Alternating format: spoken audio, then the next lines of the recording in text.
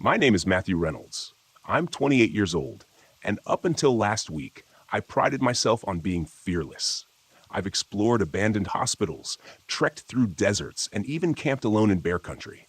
But nothing, and I mean nothing, prepared me for what happened at Goose Lake. I still don't know if I'm lucky to have escaped or cursed because I went there in the first place. It all started with a tip from one of my subscribers. I'm a travel blogger, and my channel focuses on exploring offbeat places, especially ones with creepy or mysterious reputations.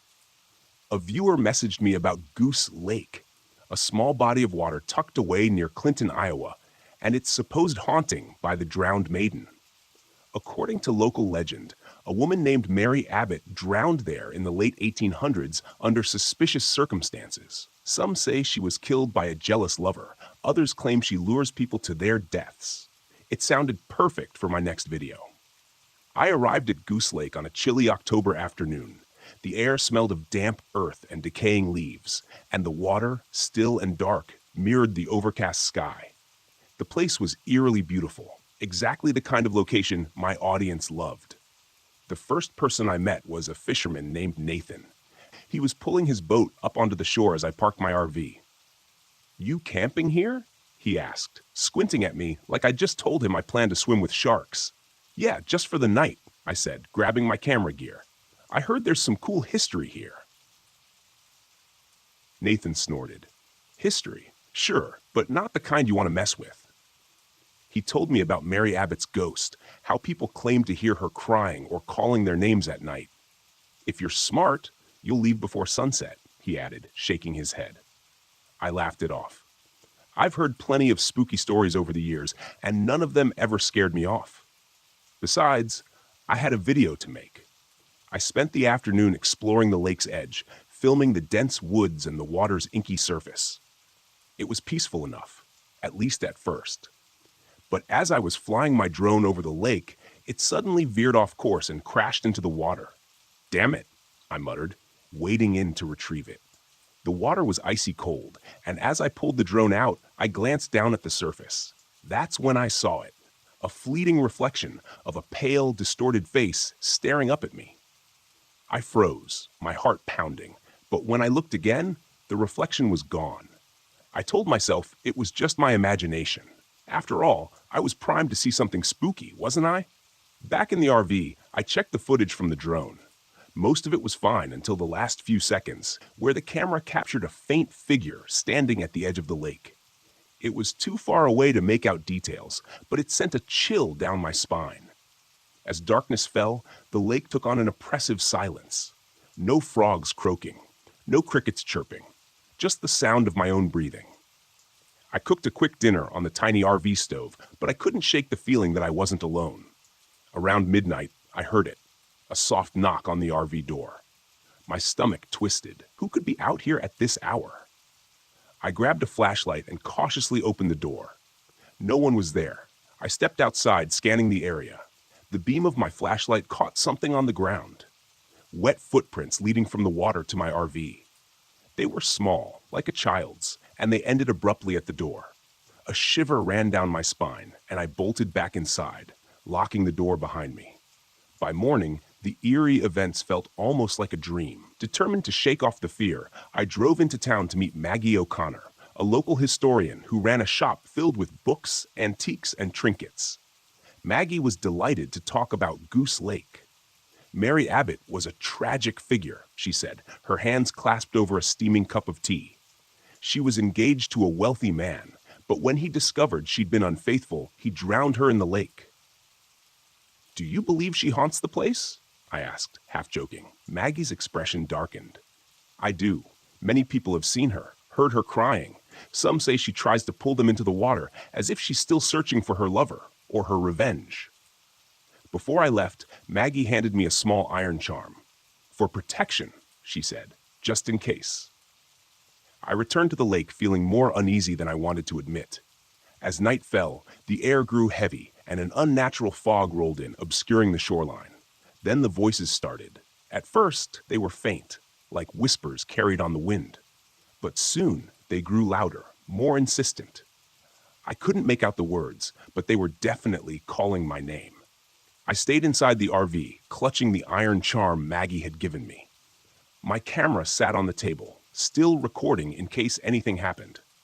Around 3 a.m., I saw her. She stood at the edge of the fog, her figure barely visible in the dim light of the moon. Her dress was tattered and dripping wet, and her hair hanging in clumps around her pale face, and her hollow, empty eyes were fixed on me. I couldn't move, couldn't breathe. She raised a hand, beckoning me to come closer. The whispers grew deafening, filling the air with an otherworldly hum. I don't know what possessed me to go outside. Maybe it was curiosity, or maybe it was her voice, soft and pleading. As I stepped closer to the lake, the fog thickened, wrapping around me like a shroud. The water lapped at the shore, dark and inviting. "Matthew," she whispered, her voice a blend of sorrow and rage. She reached out to me, her cold, wet fingers brushing my arm. In that moment, I felt a wave of despair so overwhelming it nearly brought me to my knees. It was like drowning in grief. But then I remembered the charm. I gripped it tightly, its rough edges digging into my palm. The ghost recoiled, letting out a piercing scream that shattered the silence. I stumbled back, breaking free of the fog. I didn't stop running until I was in the driver's seat of my RV, tearing down the dirt road as fast as the vehicle could go. Later, when I reviewed the footage, I saw her again, her face appearing in the reflections of the lake, in the windows of my RV, even in the fog. She was always watching. I uploaded the video, and it went viral. People debated whether it was real or staged, but I didn't care. All I knew was that I would never, ever go back to Goose Lake. And sometimes, late at night, I still hear her voice calling my name.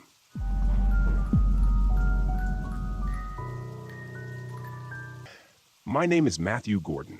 I'm 31 years old, and I never thought a simple camping trip with friends would turn into the kind of nightmare that keeps you awake at night, staring into the shadows. But that's exactly what happened last October at Yellow River State Forest in Iowa. I'm telling you this because I want someone to believe me, because I'm not sure I even believe myself anymore. It started as an innocent plan. I was the one who suggested the trip, desperate to reconnect with my old high school friends after years apart. Tommy Vance, always the sarcastic skeptic, was the first to agree. He figured it would be fun to debunk every scary story we might tell around the fire. Lena Ruiz, the heart of our group, jumped at the idea too. She'd been burning out in her corporate job and needed a break. And then there was Daryl Miller, our wild card, who wouldn't miss an excuse to stir up trouble. We piled into Daryl's beat-up RV on a crisp Friday morning, the kind of day that smells like fallen leaves and wood smoke. The drive to Yellow River was filled with laughter and teasing, but the moment we parked at the remote campsite, something felt off. The campsite was quiet, almost too quiet. No birds sang, no crickets chirped. "This is nature's version of airplane mode," Tommy joked as we set up camp. The generator in the RV sputtered once and died, leaving us with flashlights and a campfire for light. We didn't care at first. We were here to rough it, after all. As the night settled in, a cold wind swept through the forest, carrying with it a faint whispering sound. Lena was the first to notice. "Do you guys hear that?" she asked, her voice barely above a whisper. "Hear what?" Tommy replied, smirking. "Voices?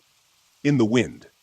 Tommy rolled his eyes. "Oh, come on. Don't start with the ghost stories already." But I heard it too. A faint, almost melodic sound, like distant voices murmuring. I shrugged it off, telling myself it was just the wind playing tricks. When we turned in for the night, things got stranger. I woke up around 2 a.m. to the sound of footsteps outside the RV. They were slow, deliberate, circling the vehicle. I grabbed my flashlight and peeked through the window, but there was nothing there, just the trees swaying in the moonlight. I didn't sleep much after that. The next morning, Lena's compass was missing, and Daryl swore someone had taken his lighter. "You guys messing with me?" he asked, half joking. None of us admitted to it, and a weird tension settled over breakfast. We decided to hike one of the trails, hoping some fresh air would shake the unease. The forest felt even quieter than before, like it was holding its breath. Halfway through the hike, we came across a strange sight, claw marks gouged deep into the trunk of a tree. Cougar, maybe, I suggested, though the marks were too high up. Lena ran her fingers over the grooves, her face pale. These aren't from an animal, she said softly. Tommy snorted. Don't tell me Bigfoot's out here too. But his humor didn't last long. As we continued, we found more signs. Animal bones arranged in strange patterns, feathers soaked in something dark and sticky. Even Tommy couldn't joke about that. That evening, back at camp, the wind returned, stronger now, and with it, the whispers. We huddled around the fire, trying to ignore the growing sense of dread. Then Lena froze, staring into the darkness. Did you see that? She whispered. See what? I asked. There was something watching us. We all looked, but the firelight didn't reach far enough into the trees. Tommy laughed nervously. Just your imagination, he said, though his voice lacked conviction. The wind howled louder that night, and the whispers turned into something more sinister. Laughter, faint and mocking. I lay awake in my sleeping bag, every muscle in my body tense. Around 3 a.m., Lena's voice jolted me upright. Matthew, help me! It was coming from the woods. I grabbed my flashlight and bolted out of the RV, only to find Lena sitting by the dying embers of the fire. She looked at me, confused. What's wrong? She asked. I heard you calling for me, I said, my heart racing. She shook her head. I didn't say anything. Daryl, who had been snoring moments ago, groggily joined us. What's going on? Before I could answer, a piercing scream echoed through the forest. It wasn't human. It wasn't animal. It was something in between, a sound that froze my blood and sent us all scrambling back into the RV. By morning, Daryl was gone. His sleeping bag was empty, his boots and jacket missing. We found claw marks on the RV door, along with bloody smears. Maybe he went for a walk and got lost, Tommy suggested, though his voice shook.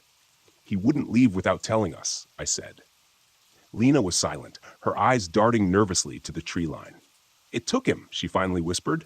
Whatever's out there, it took him. We searched the area, calling Daryl's name, but all we found was his lighter lying in the dirt. By nightfall, we were trapped. The RV was our only sanctuary, but the generator was dead, and the thing outside was growing bolder. It mimicked our voices, calling out to us in the dark. Once I swore I heard my own voice laughing maniacally. Then we saw it.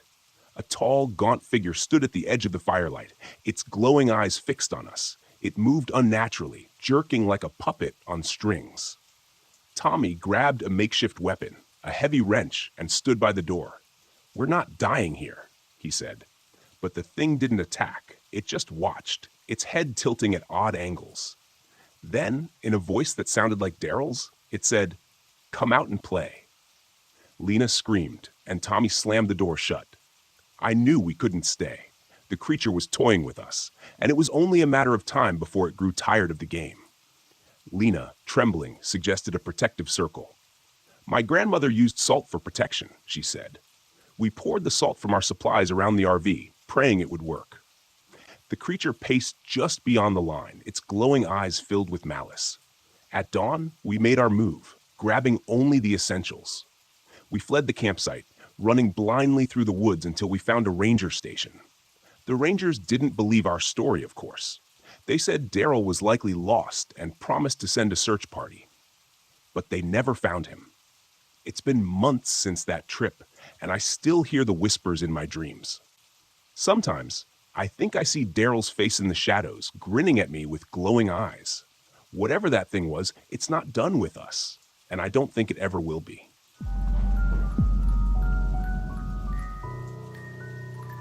It started as an adventure. My younger brother Mark and I had planned this RV trip through the Black Hills for weeks.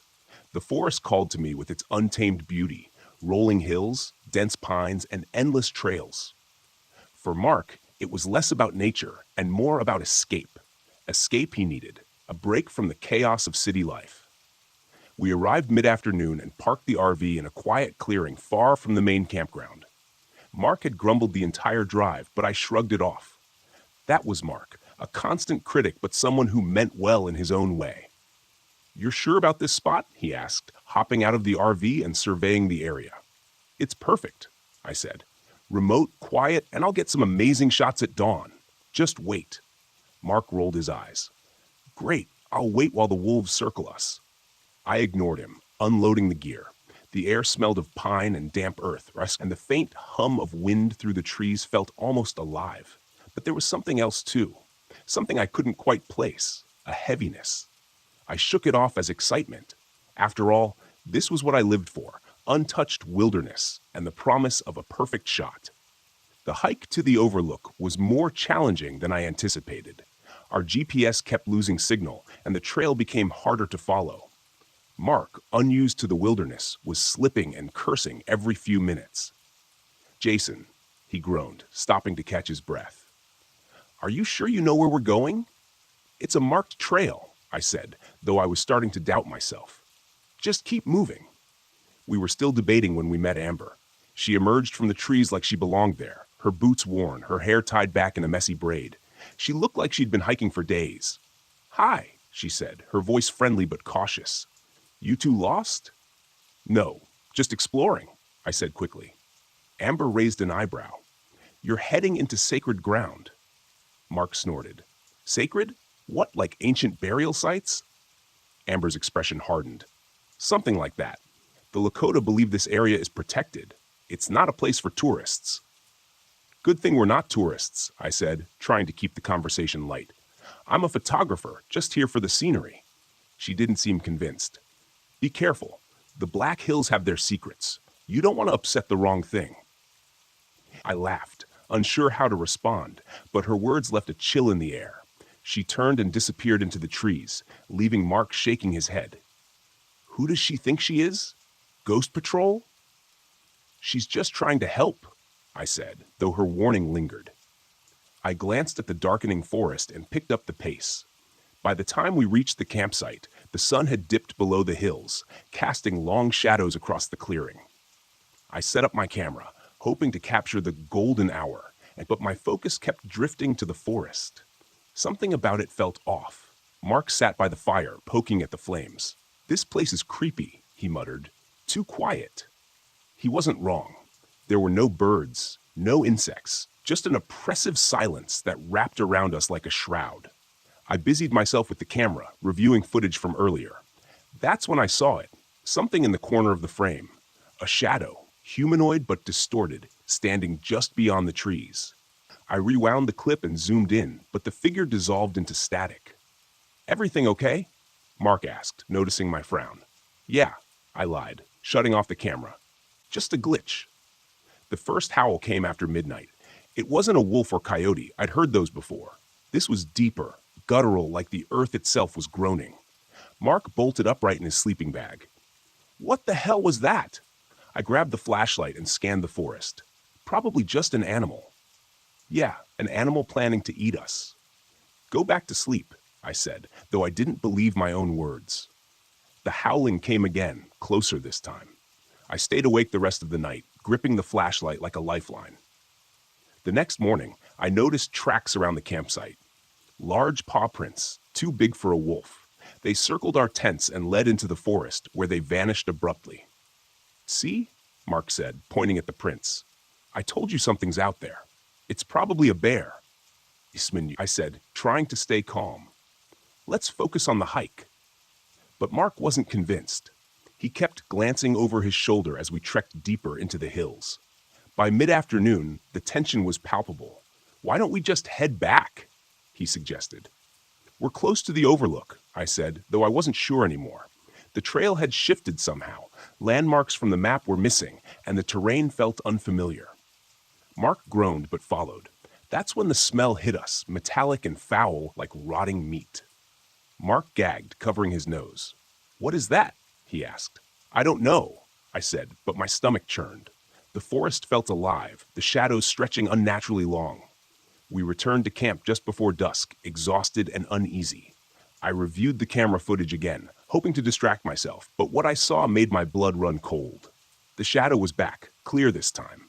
A massive, hunched figure with glowing red eyes. It moved in jerky, unnatural bursts, watching us from the trees. "Mark," I whispered, showing him the screen. His face paled. What is that?" I didn't answer. My mind flashed back to Amber's warning. The Shunka Warakan, a guardian of sacred land. A predator. That night, the howling returned, accompanied by heavy footsteps circling the camp. The air was thick with the scent of decay. Mark grabbed a stick from the fire, his hands shaking. Whatever it is, it's close. We need to stay calm, I said, though my heart was racing. Then it spoke. Mark?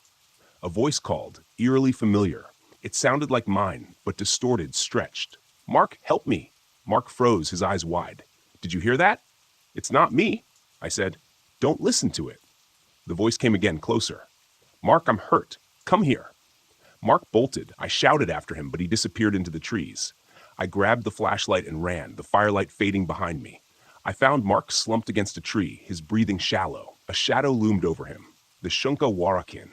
It was massive, its fur black as midnight, its eyes burning like embers. Its claws gleamed in the moonlight, and its growl vibrated through the earth. Get away from him, I shouted, swinging the flashlight. The light caught its face, twisted, skeletal, with a mouthful of jagged teeth. It flinched, retreating into the shadows. I pulled Mark to his feet, half carrying him back to camp. Amber was waiting for us, her face pale but determined. She had returned to check on us and found the camp in disarray. It's here, isn't it? She said. I nodded, gasping for breath. What do we do? We have to perform a ritual, she said. It's the only way to appease it. Amber gathered items for an offering, stones, feathers, and a piece of cloth from Mark's backpack. She placed them in a circle, chanting under her breath. Stay close, she said. Don't let it separate us. The Shunka Warakin emerged as she finished the ritual. It stalked into the clearing, its eyes locked on us. Mark, still dazed, staggered forward, clutching a burning branch from the fire. Get back, he shouted, swinging the branch. The creature lunged, knocking him to the ground. I grabbed another torch, thrusting it between Mark and the beast. The flames danced in its eyes, and it snarled, retreating. Amber placed the offering at the edge of the clearing, her voice steady as she continued chanting. The Shunka Warakin hesitated, its growl deepening. Then, with a final roar, it vanished into the trees. We didn't waste time grabbing what we could. We ran to the RV, leaving the rest of our gear behind. The claw marks on the RV's side were a grim reminder of how close we'd come. As we drove away, Mark sat silently, his hands trembling. I glanced in the rearview mirror, my heart sinking. The Shunka Warakin stood on a distant ridge, its eyes glowing in the darkness. Some places aren't meant to be disturbed. The Black Hills keep their secrets, and I'll never set foot there again.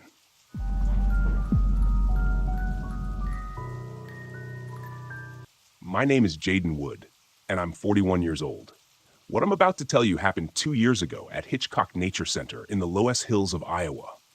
I came to that place looking for solitude, a break from the noise of the world, and maybe a way to escape the pieces of my life that were falling apart.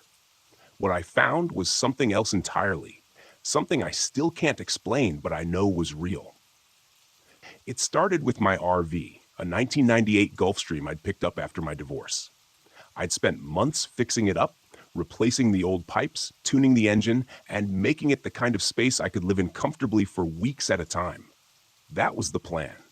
To disappear for a while, recharge in nature, and prove to myself I could still thrive off the grid. Hitchcock Nature Center seemed perfect. Rolling hills, trails for miles, and barely anyone around. It was a little-known gem in western Iowa, tucked into the rugged terrain of the Loess Hills. I thought it would be peaceful. I was wrong. The first night at the park was quiet. I parked the RV at a remote campground away from the few other visitors. The only sounds were the wind rustling through the prairie grass and the occasional cry of a coyote in the distance. I cooked a simple dinner, read a book under the dim glow of my lantern, and went to bed early. The next morning, I met Connor. He was about 30, full of energy, and introduced himself as a cryptid hunter. I'd never heard the term before, but he explained it with a grin, waving a camera drone and pointing at a sound recorder hanging from his belt. "I'm here to find the skinwalker," he said, as if it were the most natural thing in the world. I tried to brush him off, but Connor was persistent. He seemed fascinated by the fact that I was camping alone, and when he learned about my survival background, he asked me to join him on a hike to the Devil's Shelf, a rock formation deep in the hills. "You're into this kind of stuff, right?" he said. Off the grid, rugged terrain, the real deal. I wasn't interested, at least not until Natalie showed up. She was a freelance journalist doing a piece on Connor's obsession with cryptids. She was skeptical, intelligent, and had this way of looking at you that made you feel like she could see right through your excuses. Between the two of them, they convinced me to come along. Not because I believed in skinwalkers, but because I didn't trust them not to get lost or hurt out there. The hike started innocently enough. We set off mid-morning, the sun climbing high over the rolling hills. Connor was in the lead, chattering excitedly about the myths surrounding skinwalkers and how the Navajo believed they were witches who could transform into animals. They mimic people too, he said with a grin. Voices, movements, it's how they lure you in. Natalie rolled her eyes. It's folklore, she said.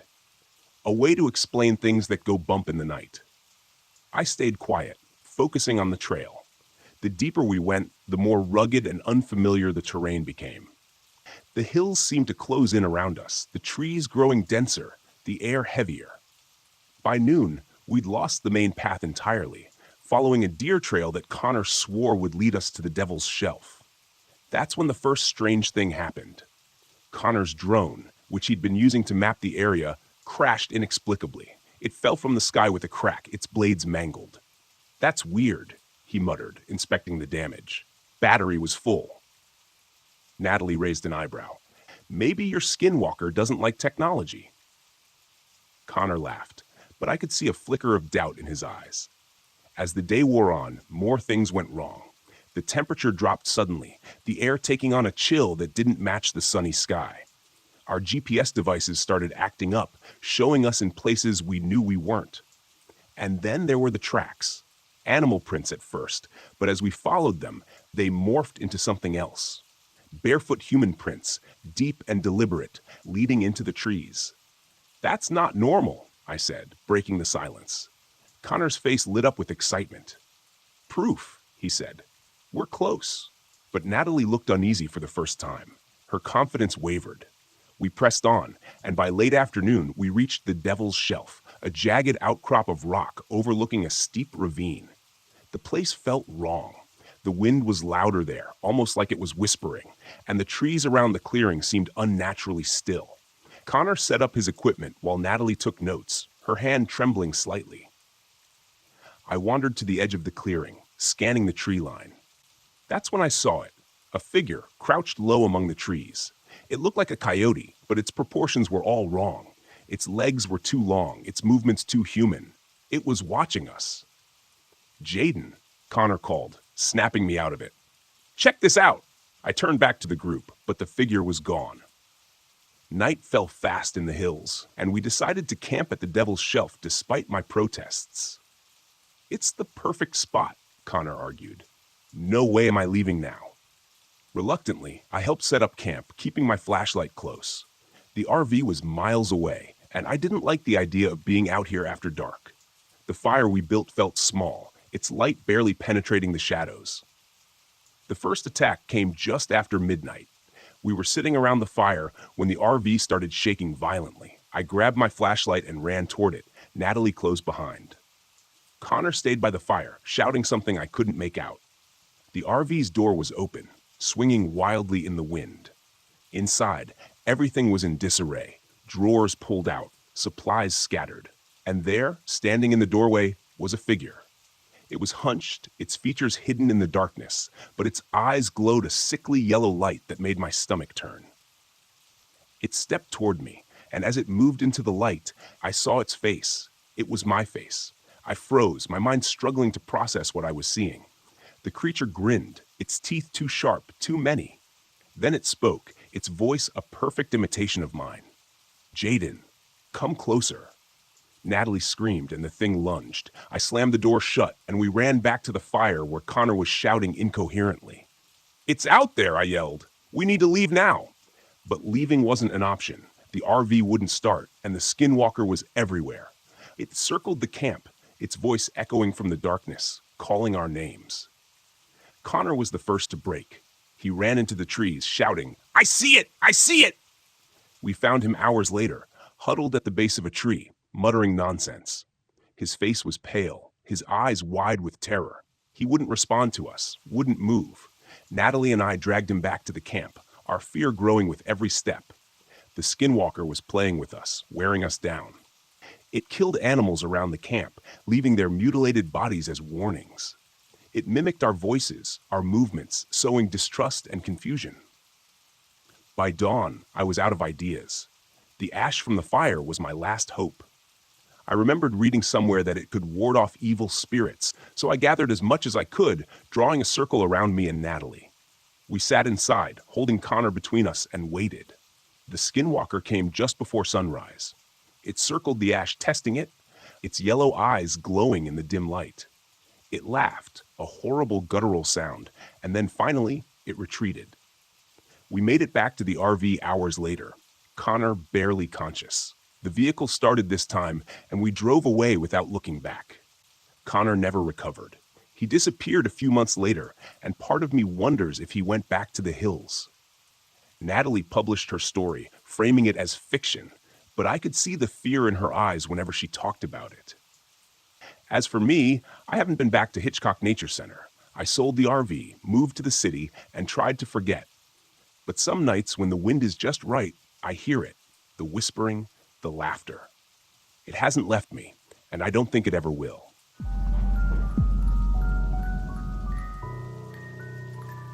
I always figured if anything bad ever happened to me, it would be out on the open road, miles away from anyone who could help. Maybe that's why I started carrying a gun. I never wanted to feel helpless. Not that I've had to use it before, but it's there, tucked under the seat of my rig, just in case. The highway was quieter than usual that night, and I was heading west, cutting through some remote stretch of Wyoming. The air was crisp, a bite of winter hanging on, even though it should have been warmer by now. I had a load of lumber bound for some construction site in Idaho. Nothing out of the ordinary. My mind was on the job. The kind of solitary thinking that comes when you're hours into a long haul. It wasn't until I hit the small, nearly forgotten town of Pine Ridge that things started to feel off. Not that there was much to the place. A single gas station, a diner that looked like it hadn't served a hot meal in years, and a couple of houses with their windows boarded up. I needed to refuel, so I pulled into the gas station, the only sign of life in the whole town. The pump was ancient, the kind where you have to flip the lever to start the gas flowing. As I filled up, I noticed the attendant inside the station, a wiry man with a weathered face. He was watching me, his eyes never leaving me. I gave him a nod, more out of habit than friendliness, but he didn't respond, just kept staring like he was sizing me up. It made my skin crawl, but I chalked it up to small-town suspicion. Strangers don't exactly roll through Pine Ridge every day. I paid for the gas and got back in the truck, eager to put some miles between me and that town. As I pulled out, I noticed an old beat-up pickup truck parked on the side of the road. I hadn't seen it when I pulled in, but then again, I wasn't paying much attention. The thing looked like it hadn't run in years, rust eating away at the body and the tires flat against the pavement. An hour later, the road was deserted, just a ribbon of black cutting through the wilderness. That's when I saw the headlights in my mirror. At first, it was just a faint glow, but they got closer. Fast. Too fast. My heart picked up, and I checked my speed. Maybe I was going too slow, but no, I was doing the limit. The lights got brighter, and I could make out the outline of the vehicle behind me. It was that old pickup from Pine Ridge, the same rusted hulk that looked like it shouldn't even be on the road. I kept my eyes on the mirror, expecting the truck to pass me by, but it didn't. Instead, it rode my tail, the headlights nearly blinding me. I tapped the brakes, a warning, but the pickup didn't back off. If anything, it got closer. Something wasn't right. I sped up, trying to put some distance between us, but the pickup matched my speed, staying just a few feet behind me. The road ahead was nothing but darkness, and my mind raced with possibilities, none of them good. I reached under the seat, feeling for the cold metal of the gun. My hand gripped the handle, but I didn't pull it out, not yet. There was a turn up ahead, a sharp one. I could lose him there, maybe. I flicked on my blinker, even though there was no one else around to see it, and took the turn hard. For a moment, I thought I'd lost him. The road curved through a dense patch of trees, and I couldn't see the headlights anymore. But then they reappeared, brighter than before, as the pickup tore around the bend, nearly clipping the back of my rig. Panic set in, and I floored it, the engine roaring as I pushed the truck faster than I'd ever dared before. The pickup stayed with me, relentless. I couldn't shake him. And then, like something out of a nightmare, he started ramming me. The first hit jolted me so hard I almost lost control. My trailer fishtailed, the weight of the lumber threatening to tip the whole rig over. I gripped the wheel tighter, fighting to keep us on the road. Another hit, harder this time, and I knew I had to do something, or he'd run me off the road completely. I glanced at the gun still under the seat, but the thought of using it while driving terrified me. Instead, I scanned the road ahead, looking for anything that might help. Up ahead, I saw a narrow dirt road branching off to the right. It wasn't on my map, and I had no idea where it led, but it was my only option. I cut the wheel hard, veering off the main road onto the dirt path. The rig shuddered as the tires hit the rough ground, and I prayed the trailer wouldn't flip. The pickup followed right on my tail, its headlights bouncing in the darkness. The road was narrow, barely wide enough for my truck, and lined with thick trees on either side. I could hear the pickup's engine roaring behind me, getting closer and closer. My mind raced with desperate ideas, none of them good. I could try to lose him in the trees, but one wrong move, and I'd be wrapped around a trunk.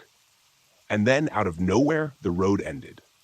I slammed on the brakes, the tires skidding in the dirt, and the rig came to a stop just inches from a steep drop-off. The pickup didn't stop.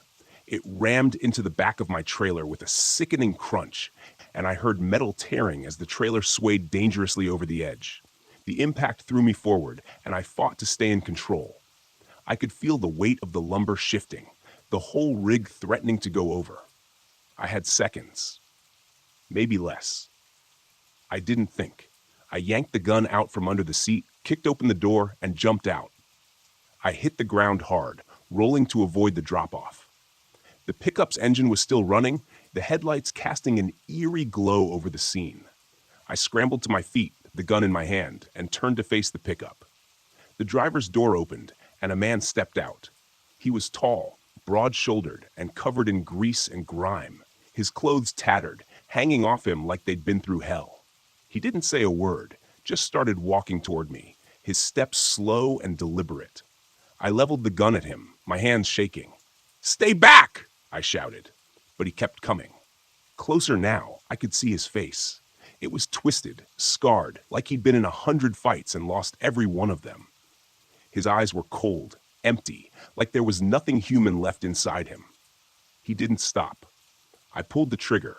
The gunshot echoed through the trees, and the man staggered but didn't go down. He looked at me, more surprised than hurt, and then kept coming. I fired again, and this time he dropped to one knee, blood seeping through his shirt. But he wasn't dead. He reached into his pocket, pulling out a knife, and lunged at me. I fired a third time, hitting him square in the chest. He crumpled to the ground, finally still. I stood there, gasping for breath, the gun still in my hand. The night was silent now, the only sound my own ragged breathing. I walked over to the pickup, looking for any sign of why he'd chased me, but there was nothing. The cab was empty, no ID, no belongings, just a truck that shouldn't have been running. I looked back at the man, his body lying lifeless on the ground.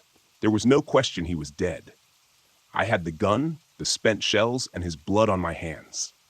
This wasn't something I could just drive away from. But as I stood there, I realized something else. The rig was teetering on the edge, the weight of the lumber pulling it closer to the drop-off. I ran back to it, climbed inside, and slowly, carefully backed it away from the edge. Once I was clear, I drove back to the main road, my heart still pounding. I didn't stop until I reached the next town, where I found a diner that was still open. I sat in a booth, the gun hidden in my jacket, and ordered a coffee. The waitress gave me a strange look, but didn't say anything. I didn't tell anyone about what happened, not even the cops. When they eventually found the man's body a few days later, the newspapers called it a tragic accident. An unidentified man found dead in the woods. They never connected it to me, and I never offered up any information. I finished my coffee, paid the bill, and got back on the road. The sun was starting to rise, and I had miles to go before my next stop. As I drove, I tried not to think about the man or why he'd come after me. It didn't matter now. He was dead, and I was still alive. That was enough.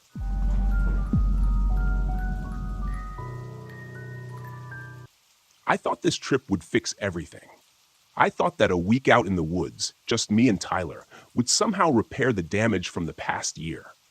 The divorce hit him harder than it hit me, and that's saying something. I thought maybe, out here in the quiet, away from the distractions of phones and the city, we could connect again. You know, like fathers and sons are supposed to. But from the moment we hit the road, I knew it wasn't going to be easy. Tyler barely looked up from his phone the entire drive, earbuds in, scrolling mindlessly. He didn't care about the scenery, didn't care that we were headed to Deadwood Creek, a place I used to go with my own dad when I was his age. It's funny how history repeats itself. My father and I never really saw eye to eye either. He'd brought me out here, hoping to teach me how to be a man, how to survive in the wilderness, and now here I was, doing the same with Tyler, hoping the Black Hills would heal something in both of us. I glanced at him as we pulled into the campground. He didn't even notice the tall, dark pines surrounding us, swaying lightly in the wind. A dense fog had settled over the creek, and the sound of water trickling nearby was the only noise besides the RV's engine. It felt different than I remembered, more isolated, lonelier. "This is it," I said, more to myself than to Tyler. "Cool," he mumbled, still scrolling, not even looking up. I sighed, cutting the engine. After we set up camp, I suggested a short hike to check out the creek. Tyler grumbled but followed me. The trail was just as I remembered, narrow, winding through the trees, with the creek gurgling beside us. There was something peaceful about it, but also something off. The further we went, the heavier the air felt, like the forest was watching us.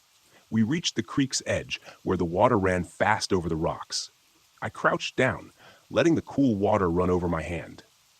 "This place used to be full of miners back in the gold rush days," I said, trying to make conversation.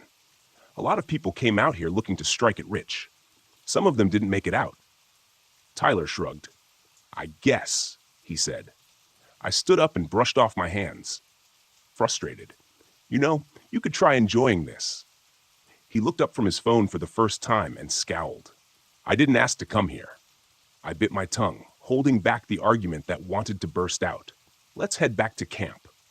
As we turned to leave, something flickered in my peripheral vision. I stopped, squinting through the trees. There, just at the edge of the clearing, a dim light floated in the distance. It flickered like a lantern, swaying in the wind. "Did you see that?" I asked, pointing toward the trees. Tyler glanced up, following my gaze. "What? That light?" It was gone. I blinked, rubbing my eyes. Maybe I'd imagined it. The fog had thickened while we were by the creek, and the woods were growing darker. Never mind, let's go. The first night was when things started getting weird. Tyler and I had retreated to the RV after dinner. He was predictably glued to his phone while I tried to read a book, but the quiet gnawed at me. The stillness outside felt oppressive rather than peaceful. The wind had picked up, and the pines swayed ominously against the backdrop of the night. Then I heard it.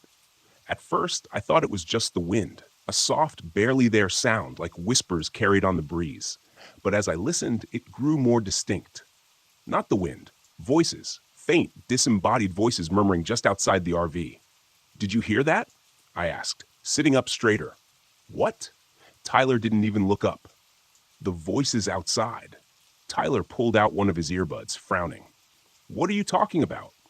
I stood up and went to the window, peering out into the darkness. Nothing but fog and trees. But I could still hear the whispers just at the edge of hearing, like they were coming from the creek. I shook my head. Probably just the wind. Tyler rolled his eyes and went back to his phone, but something about those whispers unsettled me.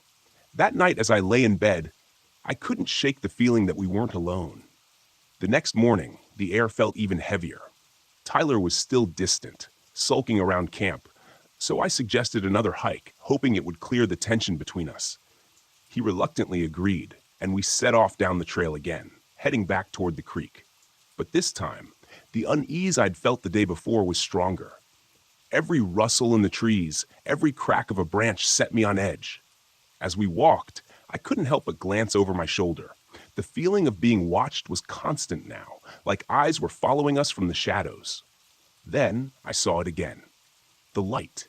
This time it was brighter, flickering between the trees ahead of us, moving slowly, like a lantern being carried by an unseen hand.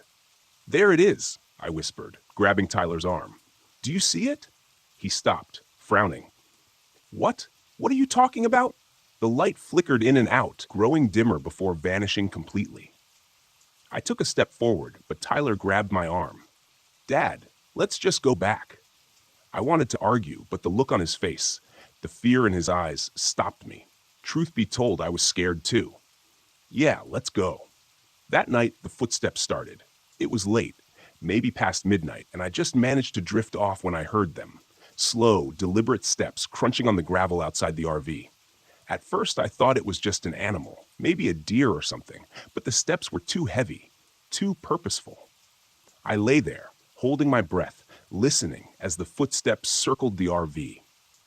They stopped by the window, then moved to the door. Tyler stirred in his sleep, but didn't wake. I slipped out of bed and grabbed the flashlight. My heart pounded in my chest as I crept toward the window, slowly pulling back the curtain. The beam of my flashlight cut through the darkness, and there, just at the edge of the light, stood a figure.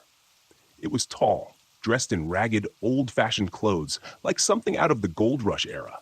A wide-brimmed hat covered most of its face, but I could see the gleam of a lantern hanging from its hand. The figure stood perfectly still, just watching the RV. I stumbled back, heart racing. I didn't know what to do. My mind raced, searching for a rational explanation, but I couldn't find one. Then, just as suddenly as it had appeared, the figure turned and vanished into the fog, the light of its lantern disappearing with it. The next day, Tyler was pale and jittery, his usual teenage indifference replaced with genuine fear. He hadn't seen the figure, but he'd heard the footsteps, and the look in his eyes told me he knew something was wrong. "We need to leave," he said, his voice trembling. "I know," I replied. "I'll start the RV. We'll head out." But when I turned the key in the ignition, nothing happened. The engine sputtered, then went silent. I tried again and again, but the RV wouldn't start. "We're stuck here," I muttered, feeling the weight of dread settle over me. That night, the footsteps returned. This time, they were louder, more insistent.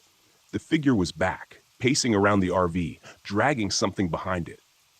I could hear the heavy scrape of metal on gravel, like chains being dragged along the ground. "Dad, what is that?" Tyler whispered, his face pale with fear.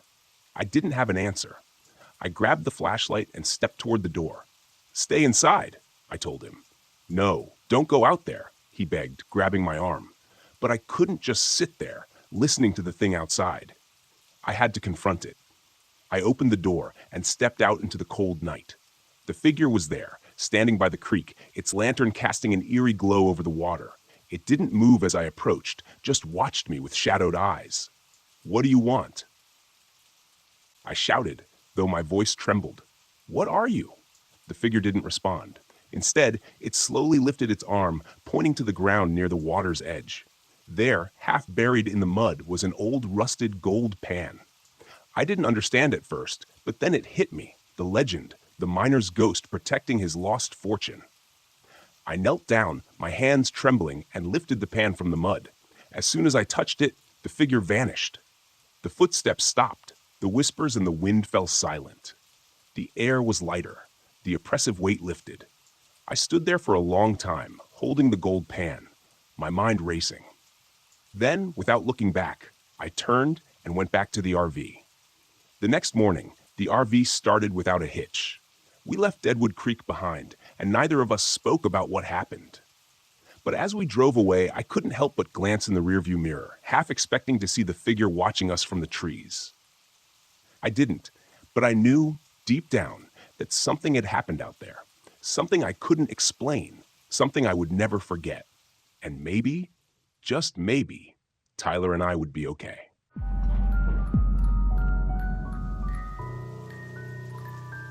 I didn't believe in ghosts, UFOs, or anything supernatural. I spent most of my career chasing down so-called paranormal phenomena and explaining them with cold, hard facts. That was my job, turning superstition into science, myths into measurable data. The Brown Mountain Lights?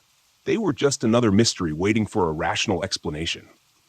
That's what I told myself as I drove my RV up the winding roads of Pisgah National Forest. The thick trees closed in on either side. The air was crisp and autumn leaves scattered across the path. There was a quiet stillness that made the world feel far away. I should have felt calm, excited even, but as the sun began to sink behind the distant ridges, leaving the forest bathed in shadow, I felt something else. Tension. Shaking it off, I parked the RV at the remote campsite I'd scouted.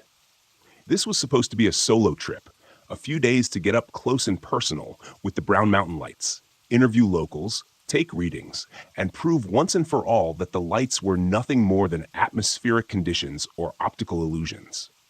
I had all the gear I'd need: high-resolution cameras, thermal scanners, EMF detectors, the works.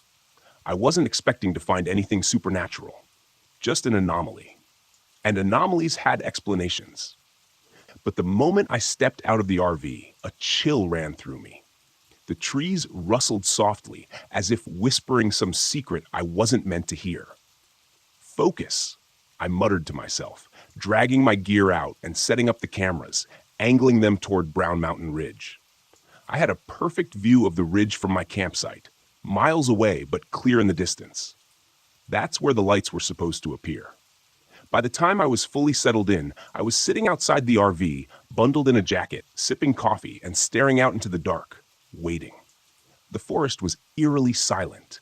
No birds, no wind, nothing. Just stillness. Then, around midnight, I saw them. At first, they were faint, flickering, small orbs of light hovering just above the ridge. I squinted, adjusting the focus on my binoculars. There they were, three lights bobbing in the air like they were floating on an invisible current.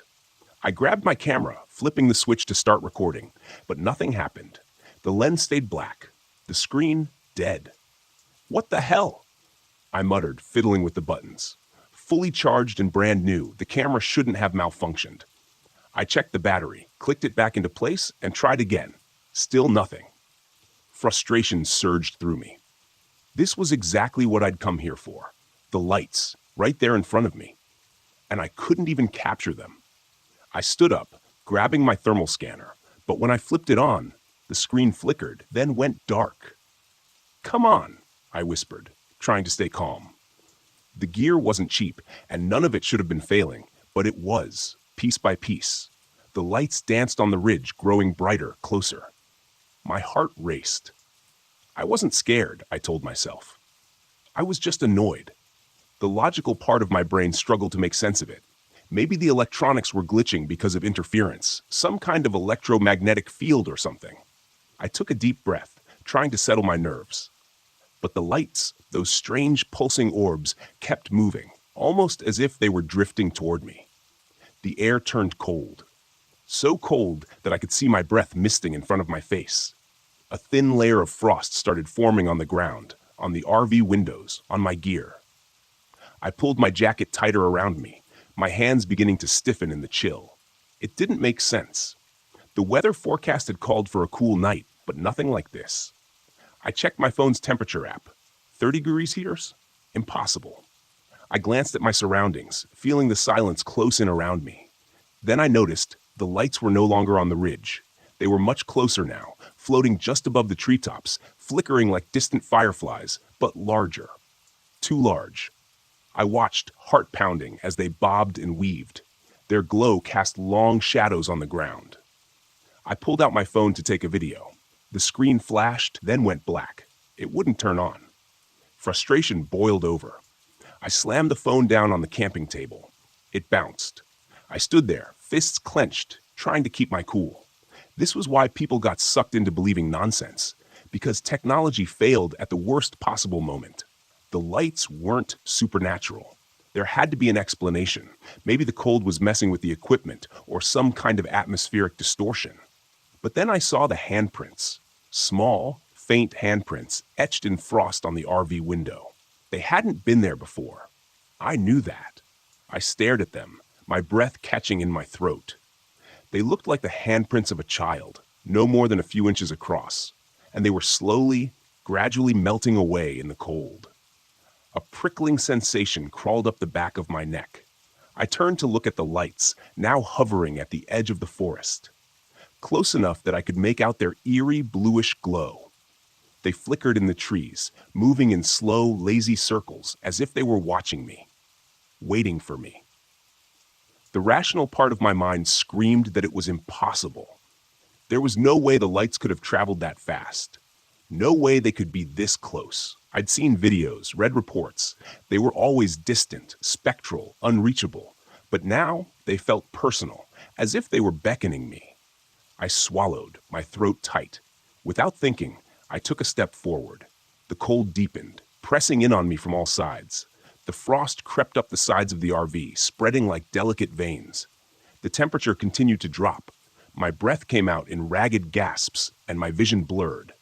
The lights drifted deeper into the trees, flickering and glowing, moving in a pattern that felt deliberate, like they wanted me to follow. And I did.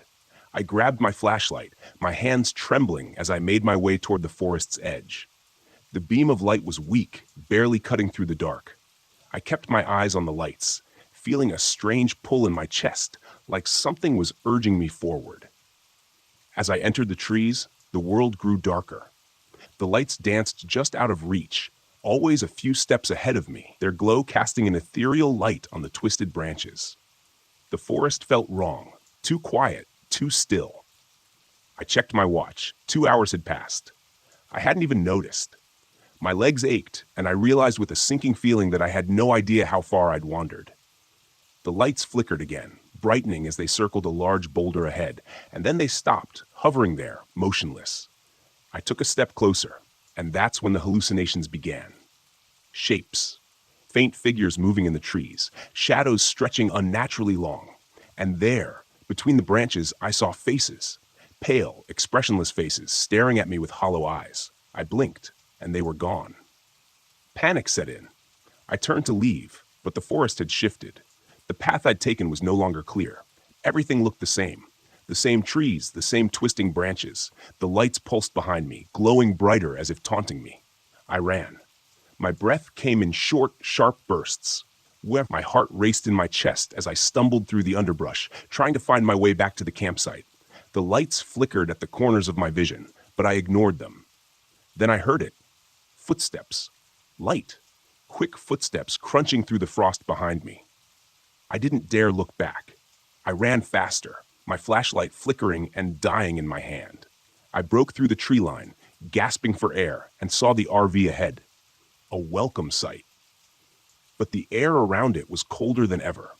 The frost was so thick on the windows that it looked like snow. And there, pressed against the glass, were more handprints. Dozens of them. I scrambled inside, locking the door behind me, and collapsed on the floor, panting. My entire body trembled with cold and fear. The lights were still out there. I could see them through the frosted windows, flickering in the trees, growing fainter as the night wore on. I didn't sleep. I couldn't. By dawn, they were gone. The temperature returned to normal, and the frost melted away. But I didn't feel safe. Not anymore. I packed up the RV and drove out of Pisgah National Forest, my hands still shaking on the steering wheel. I'd come here to find an explanation, to debunk the Brown Mountain lights. But what I found was something else, something I couldn't explain. And I knew deep down that the lights weren't just a phenomenon. They were something more, something ancient, something dangerous, something that had almost taken me. I don't know what they wanted, but I'll never go back to find out.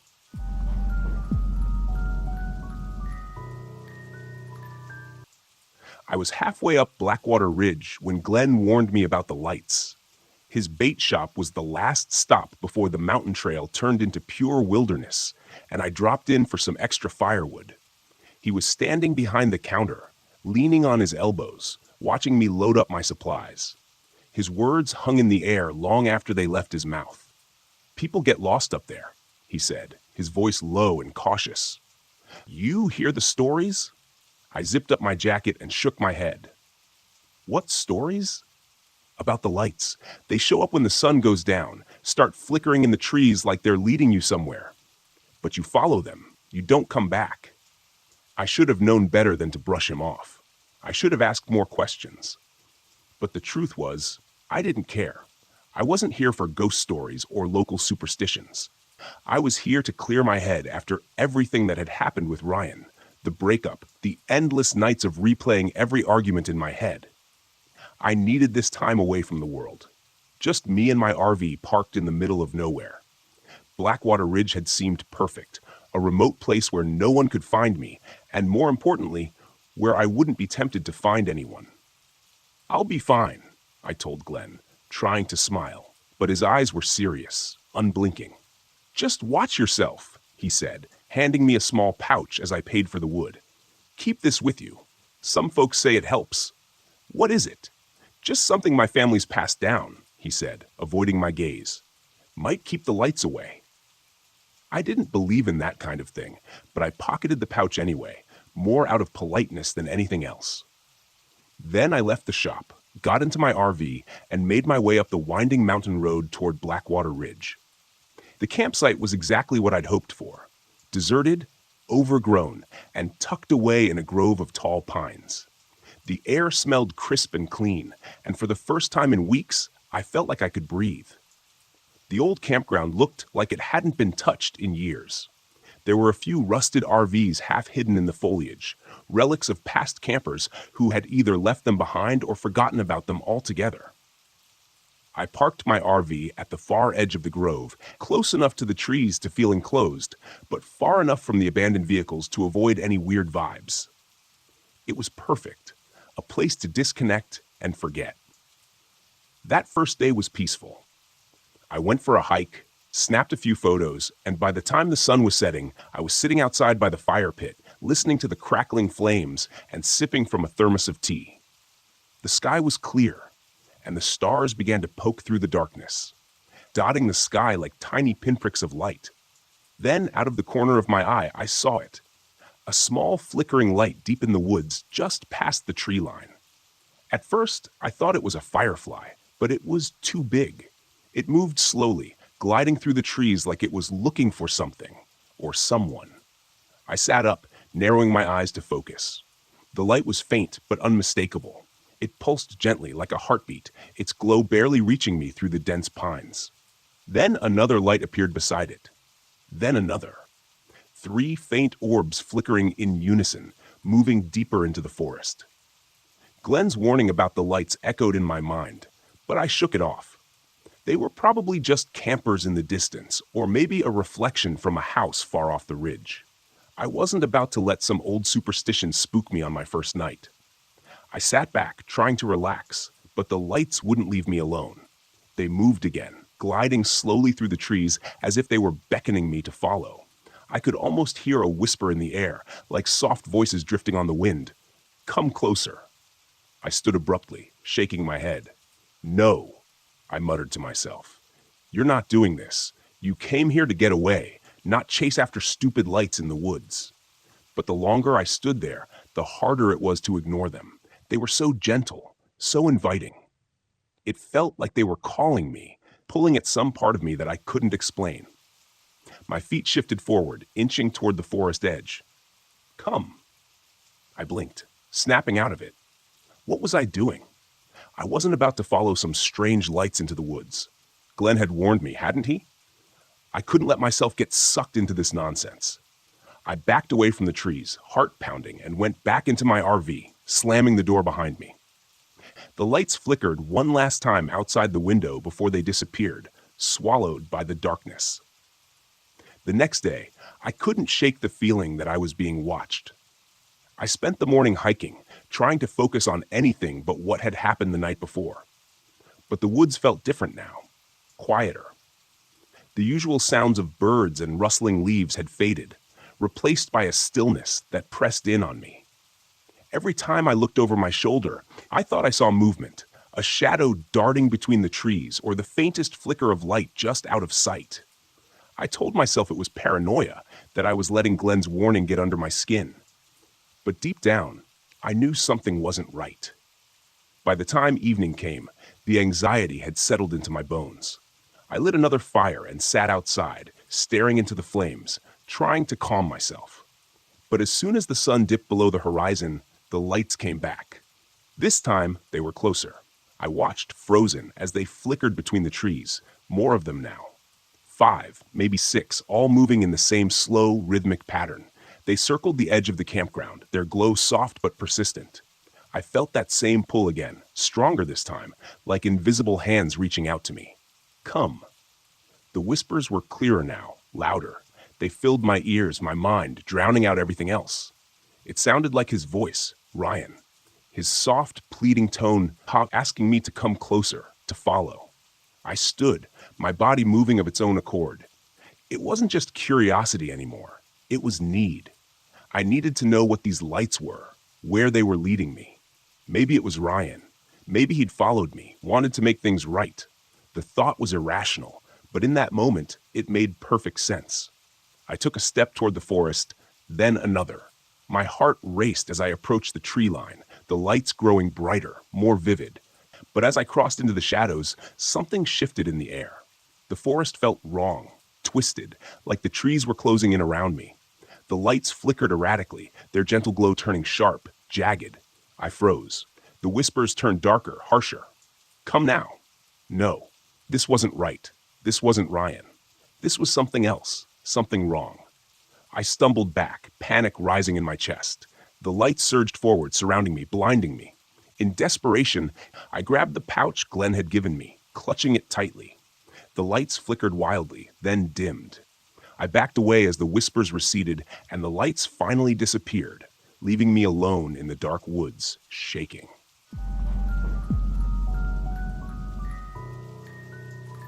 I always hated feeling tethered to anything, so when the relationship ended, I knew I had to get away. No more distractions, no more emotional baggage. I just needed a break. Crater Lake seemed perfect, beautiful, isolated, and most importantly, quiet. I packed my old RV, grabbed some hiking gear, and headed out for a long weekend of camping. I arrived late in the afternoon, the sun already beginning to set behind the towering cliffs surrounding the lake. Crater Lake was as stunning as I'd imagined.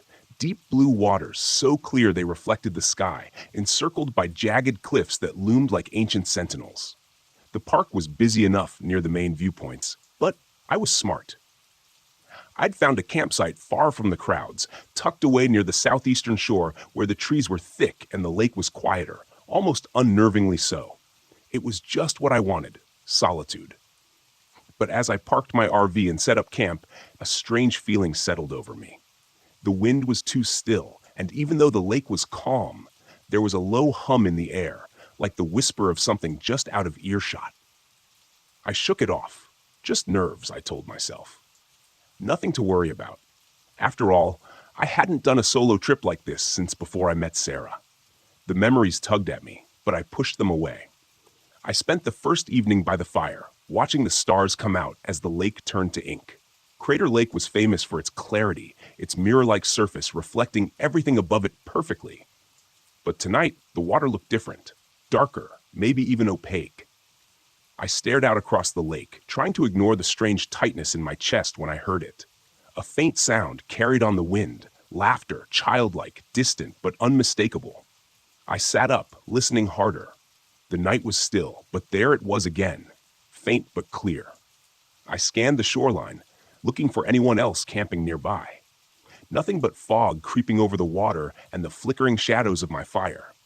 Probably kids playing somewhere across the lake, I muttered to myself, though I didn't believe it. I was too far out. The ranger had said as much when I checked in. This spot was about as secluded as you could get. Besides, the laughter didn't sound right.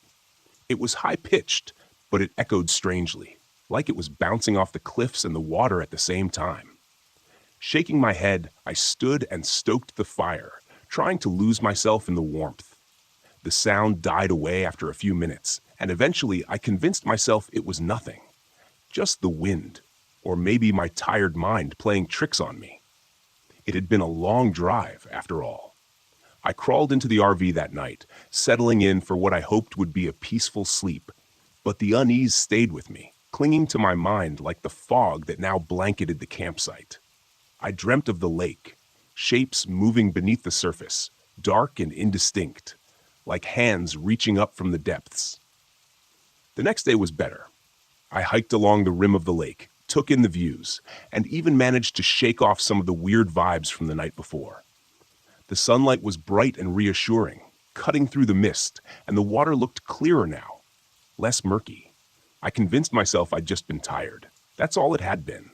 By afternoon, I decided to take the kayak out. The water was calm, almost unnaturally so. The kayak sliced through the surface effortlessly, and for a while, I let myself enjoy it. The silence of the lake was peaceful, broken only by the soft splash of my paddle. Then the ripples started. At first, they were small, nothing more than the gentle rocking of water disturbed by a fish, maybe. But as I moved farther out, the ripples became more pronounced. They seemed to come from nowhere, disturbing the otherwise glassy surface of the lake. I stopped paddling, staring at the water, trying to figure out where they were coming from. There was nothing. No fish, no breeze, no sign of anything that could cause the water to move like that. But the ripples were there, spreading out from somewhere beneath the kayak. That's when I saw it, a dark shape, maybe 15 feet below, moving slowly. It was too large to be a fish and too humanoid to be anything I could easily explain. It floated there for a moment before drifting deeper, vanishing into the darkness. I blinked, gripping my paddle tighter. My heart raced, but I forced myself to breathe. Maybe it was a log, I reasoned, or some weird optical illusion. I was looking through layers of water, after all, and who knew how light refracted down there? But deep down, I didn't believe it. I paddled back to shore faster than I cared to admit, my eyes glued to the water the whole time, watching for any more signs of movement. By the time I made it back to my campsite, the sun was starting to dip, and the fog was rolling in again, thicker this time. The wind picked up just enough to rustle the trees, and with it came that faint sound again. Laughter. This time, I couldn't ignore it. I stood at the edge of the lake, staring out into the mist, trying to pinpoint where the sound was coming from.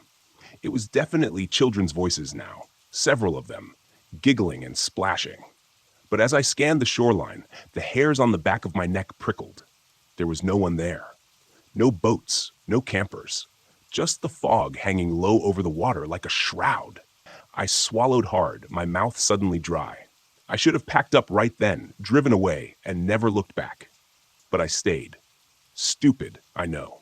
I told myself there had to be an explanation. Crater Lake had its fair share of myths and legends, but I didn't believe in that stuff. I'd never been the superstitious type. Then I saw them, just shadows at first. Small figures standing at the water's edge, half obscured by the fog. They didn't move, just stood there, watching. They were small, like children, but their outlines were blurred, indistinct. I blinked, trying to focus, and in that split second, they were gone. I stepped back from the shore, my heart hammering in my chest. I wasn't seeing things. They were there. I'd seen them. A cold chill washed over me as the wind died, leaving the air deathly still. The whispers started again, faint and melodic, drifting across the water.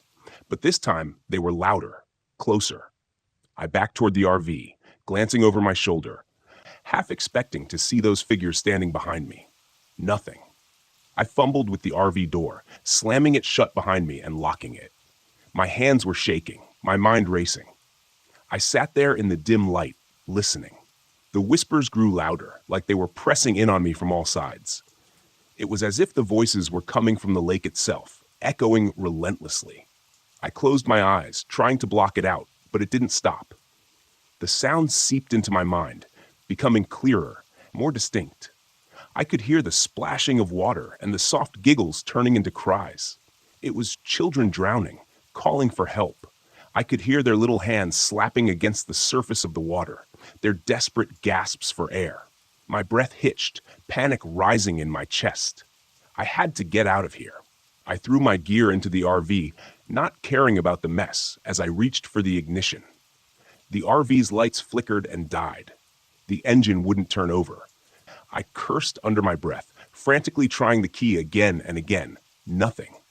Outside, the whispers grew louder. I could hear the faint tapping now, soft knocks against the RV windows. My blood ran cold as I turned. Handprints, small, wet handprints, appeared on the windows, slowly sliding down the glass.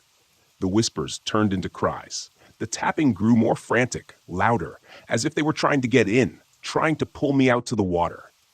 I backed away, my mind spinning, trying to figure out what the hell was happening.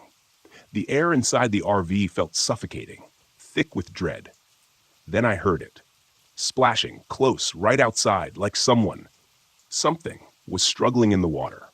Without thinking, I rushed to the door, flinging it open. The fog was so thick now I could barely see a few feet in front of me, but I could hear the cries for help, the child's voice desperate, calling for me. Help me. Please. My legs carried me toward the lake before my brain could catch up. The water lapped softly at the shore. The cries were louder, more desperate. I could see something out there, flailing in the shallows, a small figure, arms reaching up, struggling against the current. I was almost at the water's edge when the fog shifted just enough for me to see it clearly. The child was translucent, its skin pale and waterlogged. Its eyes were wide, empty sockets. Its mouth was open in a silent scream as it reached for me. Wet, skeletal hands clawed at the water, pulling it closer to me. I stumbled back, my breath caught in my throat. It wasn't real. It couldn't be real. The figure stopped struggling, its head tilting to one side as if studying me. Then it smiled, a cold, unnatural smile that chilled me to my core. I ran, my feet pounding the earth as I raced back to the RV. The laughter faded into the distance, echoing through the fog. I slammed the door behind me, locking it again, collapsing to the floor, gasping for air. I didn't sleep that night. I couldn't. The whispers, the laughter, the tapping on the windows, they didn't stop until dawn. When the sun finally broke through the fog, I packed up and drove away without looking back. I didn't care that the RV was barely running or that I left half my gear behind. I just needed to get away from that lake. But even now, as I sit in the safety of my apartment, I can still hear them sometimes. The faint whispers, the splashing of water, the laughter. Crater Lake isn't as quiet as it seems, and I know they're still there, waiting.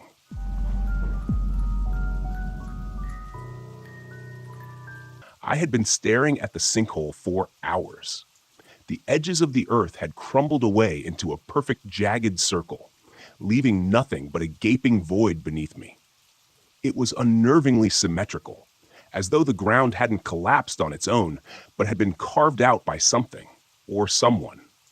I crouched at the edge, carefully adjusting my geological scanner, but the equipment was giving me nothing but static. The readings were all over the place. This doesn't make sense, I muttered, tapping the scanner in frustration. I hadn't come all the way to Hollow Creek for faulty data. I took a deep breath and scanned the horizon. The thick pines loomed like sentinels around the campground, their pale light of late afternoon casting long shadows across the landscape. My RV sat parked a short distance away, looking small and vulnerable against the vast wilderness of Chugach National Forest. It was a beautiful place, no doubt. Quiet, remote, exactly what I needed to clear my head. But the silence had a weight to it, an unnatural stillness that gnawed at the edges of my mind. I was here on a solo trip, tasked with investigating the sudden appearance of several sinkholes that had been forming in the area. Geological instability was the theory, but something about the way these holes formed had raised red flags from the moment I arrived. The patterns were too precise, too deliberate. My phone buzzed, breaking the silence. It was Ethan, the local park ranger, and the closest thing to human contact I'd had in days. His voice crackled through the static as I picked up. "Hey, Megan, how's it going out there?" "Not great," I admitted. "The equipment's glitching again, and these sinkholes, I don't know. They feel weird.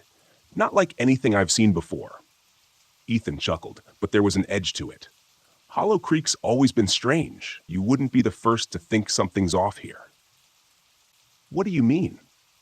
I asked, standing up and dusting off my jeans. You ever hear the stories about this place? Locals believe the sinkholes are more than just geological shifts. They think there's something ancient beneath the earth. The indigenous people used to call it the land that breathes. They thought the earth here was alive, that it could swallow you whole if you weren't careful. I rolled my eyes, though the words stirred an uneasy feeling deep in my gut. Sounds like folklore to me. Maybe, Ethan said, his tone serious now. But I'd be careful if I were you. These woods have a way of playing tricks on you. And the sinkholes, well, they've taken people before. People who didn't listen to the warnings. I didn't respond right away, staring down into the abyss of the sinkhole in front of me. I'd studied rocks and underground formations for most of my career, but nothing had prepared me for the unnerving stillness of this place. Thanks for the heads up, I said, trying to keep my voice light. But I'm here to study geology, not ghosts. Ethan sighed. Just don't go too deep, okay? Call if you need anything. I hung up and pocketed the phone, but the conversation lingered in my mind. The land that breathes. Superstition, I told myself. Just old stories. I turned back to the sinkhole. Something inside me itched to see what was beneath the surface, to understand what was causing the ground to shift in such a strange, unnatural way. The patterns in the rocks I had been studying weren't like any natural formation I'd seen before. There were spirals, perfectly etched into the stone, as though by design, not by nature. The deeper I looked, the more I felt like I was standing on the edge of something I wasn't meant to find. That night, the first signs of trouble came in the form of noise, a low, deep rumbling that vibrated through the ground like the hum of a giant unseen machine. It started just as I was finishing dinner, sitting by the campfire. The sounds blended into the whispering wind at first, but then it grew louder, more distinct, like a deep pulse coming from below. I stood, flashlight in hand, scanning the trees. The stars were barely visible, shrouded in the thick clouds that seemed to roll in out of nowhere. The fire flickered, casting eerie shadows on the trees. For a moment I thought I heard footsteps, something moving in the dark. Ethan? I called, my voice small against the vast silence. Nothing. I walked toward the sinkhole, my stomach knotting with every step. The rumbling grew louder, and as I reached the edge, I felt it, vibrations under my feet. The ground beneath me was shifting, alive. I shone my flashlight down into the hole, but the beam disappeared into the blackness, swallowed by the depths. I knelt, running my hand along the edge. The earth was soft, loose, as though it had only recently begun to settle after something had disturbed it. Suddenly, the ground beneath me gave way. I scrambled backward, heart racing, just as a section of the earth collapsed, sending a cascade of dirt and rocks into the sinkhole. I fell onto my back, gasping for air, watching as the hole grew wider, deeper, like a hungry mouth devouring the ground. Adrenaline pumped through me as I backed away, my mind racing. I needed to get out of here. This wasn't normal. This wasn't just a geological phenomenon. Something was moving beneath the surface. Something massive. I rushed back to the RV, the flashlight beam bouncing erratically as I fumbled for the key. But as I reached the door, the ground shook again, harder this time. The sinkhole was growing fast. I had to leave now. But then a thought struck me. What if I was right? What if this was something no one had ever discovered before? If I could just capture proof, if I could document what was really happening here, my work would be revolutionary. I would be vindicated. My mind flashed back to the spirals in the rock, the patterns that had seemed too deliberate to be natural.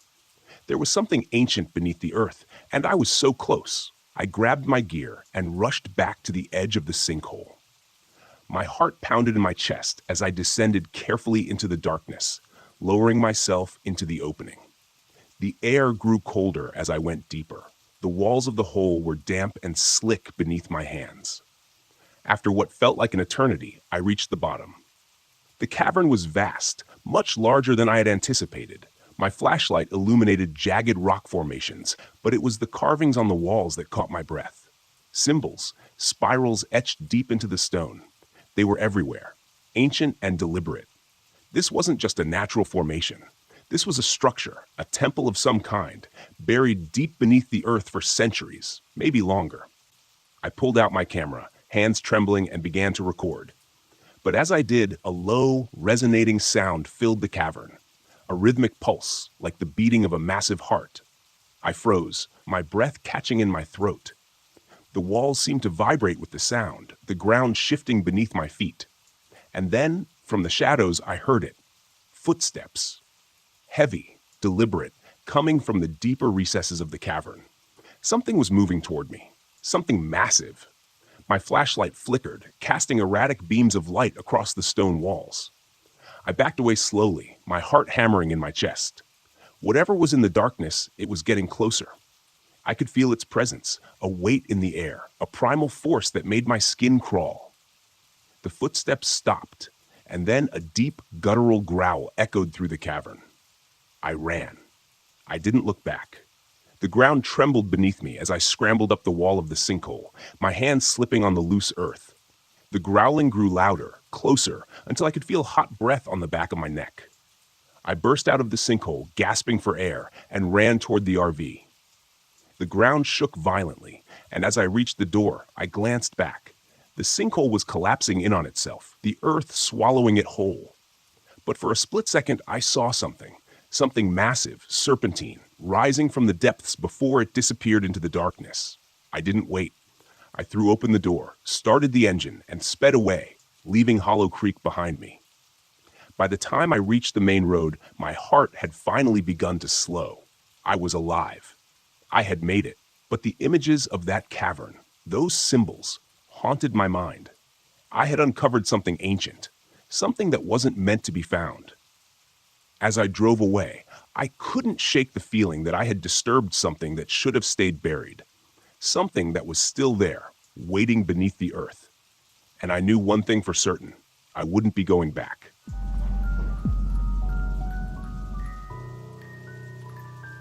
I hadn't planned on staying at Stillwater Grove. The campground wasn't even marked on my map, just a small patch of green near the edge of Shawnee National Forest. But as I drove down the empty forest road, I saw the sign, old, weathered wood with the words Stillwater Grove Campground carved into it. It felt like an invitation, one I couldn't resist. I'd been on the road for weeks, photographing wildlife for a personal project I'd picked up after quitting my job. The last few months had been a blur of long drives, lonely campsites, and an overwhelming need to be anywhere but back in the city. I didn't miss my corporate job or my ex. What I did miss was the feeling that I knew what the hell I was doing with my life. Stillwater Grove seemed perfect, quiet, isolated, and right by the lake. It would give me the break I needed, some peace before heading back into the real world. When I pulled into the campsite, the late afternoon sun cast long shadows across the grove. The air was still, the only sound being the gentle lapping of water against the shore. A single RV sat on the far side of the campground, a distant figure moving near it. Otherwise, it was just me. I parked my RV near the edge of the lake, the water glistening under the fading light. After setting up camp, I grabbed my camera and headed toward the shore, hoping to catch the sunset. As I stood there, framing the perfect shot, a voice startled me. "Beautiful, isn't it?" I turned to see a woman standing a few feet away, her face half in shadow. She had an otherworldly kind of beauty, pale skin, long dark hair, and eyes that seemed to take in everything. "Yeah," I replied, lowering my camera. "It's peaceful." She smiled. "It always is here." "I'm Ellie, by the way." "Nick," I said, shaking her outstretched hand. Her skin was cold, like she'd been standing in the shade for too long. "You camping here too?" "For a little while," she said, her voice soft. "I come here every now and then. Can't stay away." Her words sent a shiver down my spine, though I couldn't explain why. I wasn't used to talking to people much anymore. The solitude had become my comfort zone, and something about Ellie felt out of place. "You here for the fishing?" I asked, trying to make small talk. She shook her head. "No, just the lake, the quiet." We stood in silence for a moment, watching the sun sink behind the trees. The sky turned shades of pink and orange, the water reflecting the colors like a mirror. I raised my camera, snapping a few shots, and when I looked back, Ellie was gone, just like that. I glanced around, but there was no sign of her.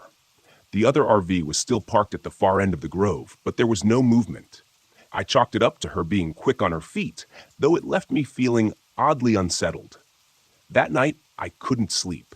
The wind had picked up, making the trees outside rustle against each other like whispered secrets. I rolled over in bed, trying to find a comfortable position, but something felt off. The RV was too cold, colder than it should have been. I checked the thermostat, but everything seemed normal. Still, the chill lingered. I grabbed a blanket and tried to force myself to sleep. That's when I heard it, a faint sound, barely audible at first, like a woman's voice carried on the wind. I sat up, listening, but it was gone. Just my imagination, I thought. Long days alone in the woods will do that to you. But then I heard it again. This time it was clearer, a soft melodic humming coming from outside. I climbed out of bed, grabbing my flashlight. My breath fogged up in the cold air as I stepped outside the RV, scanning the campsite. Nothing. Just the stillness of the lake and the trees swaying gently in the wind. But the humming persisted, coming from near the water's edge. I walked toward the shore, the beam of my flashlight dancing over the ground. And that's when I saw her. A woman in white, standing at the edge of the lake, her back to me. Her long, dark hair hung loose down her back, swaying slightly as she hummed that haunting tune. "Ellie?" I called out, my voice shaking. She didn't turn. She just stood there, motionless, her gaze fixed on the water. Something about the way she stood, so still, so rigid, set my nerves on edge. I took a step closer, the flashlight illuminating her pale figure. But as soon as the light touched her, she vanished. I blinked, stunned. 1 second, she'd been there, and the next, she was gone. The water rippled where she had been standing, but otherwise, the lake was empty. I backed away, my heart pounding in my chest. What the hell was that? I hurried back to the RV, locking the door behind me. My breath came in quick, shallow gasps. My hands were shaking. I didn't believe in ghosts or supernatural nonsense, but what I'd seen, it wasn't right. I had seen her. I knew I had. I spent the rest of the night wide awake, staring at the ceiling and trying to rationalize what had happened. But no matter how hard I tried, I couldn't shake the image of that woman standing by the lake. The next morning, I found Ellie near the grove, sitting by a small campfire. She smiled when she saw me, though her smile didn't quite reach her eyes. "Rough night?" she asked, as if she already knew. "Yeah," I said, sitting down across from her. "I saw something last night, a woman by the lake. I thought it was you, but she wasn't there when you got close." Ellie finished, her voice calm, too calm. "The Lady of Stillwater." "The what?" I asked, feeling a chill run through me. Ellie looked at me, her eyes dark and hollow. "She's been here for a long time, longer than the campground, longer than the trees. She drowned in the lake, or so the story goes. Some say she was waiting for someone. Her lover, I think, but he never showed." I stared at her, my stomach twisting. "You're telling me she's a ghost?" Ellie shrugged. "Call it what you want, but she's real. And now that you've seen her, she won't let you go." I laughed, though it came out shaky. "That's insane." "Is it?" Ellie asked, her gaze locking onto mine. "You saw her. You know she's real." I opened my mouth to argue, but the words died in my throat. I had seen her, and it hadn't been a trick of the light or my imagination. Something had been there, something that shouldn't have been. "What does she want?" I asked quietly. Ellie's eyes flicked toward the lake. "She wants what she's always wanted, to take someone with her into the water." That night, the sound started again. At first, it was the soft humming drifting through the night air, then the splashing, gentle, rhythmic, like someone wading through the water. I lay in bed, my heart racing, my body tense. I didn't want to go outside. I didn't want to see her again. But the pull was stronger this time. A strange compulsion tugged at me, drawing me toward the lake. I tried to fight it, to stay in the RV, but my legs moved on their own, carrying me outside into the cold night air. The lake was calm, reflecting the pale moonlight. And there she was, standing in the water, her white dress billowing around her as if moved by an unseen current. Come to me, she whispered, her voice soft but clear. Please, come. I took a step forward, my body moving against my will. The water lapped at my shoes, and I could feel the cold seeping into my skin. Come with me, she said again, her voice almost pleading now. I've waited so long. I fought to resist, to break free from whatever force was drawing me in. But my feet kept moving, the water now up to my knees, freezing cold. I could feel the pull of the lake, the weight of the water dragging me down. Suddenly, a hand grabbed my arm, yanking me back with such force that I stumbled onto the shore. Ellie stood beside me, her face pale, her grip strong. You have to leave, she said, her voice urgent now. Before it's too late. I looked back at the lake, but the woman was gone. The water was still, as if nothing had happened. What the hell is happening? I gasped, my breath coming in shallow bursts. Ellie's expression was grim. She's marked you now. If you stay, she'll take you. You have to go. I didn't argue. I packed up my things, my hands shaking, adrenaline coursing through my veins. Within minutes, I was back in the RV, starting the engine and pulling out of the campsite as fast as I could. As I drove away, I glanced in the rearview mirror. Ellie stood at the edge of the grove, watching me go, her face unreadable, and behind her, just barely visible in the mist, was the Lady of Stillwater, her pale eyes following me, waiting for me to return. I didn't look back again.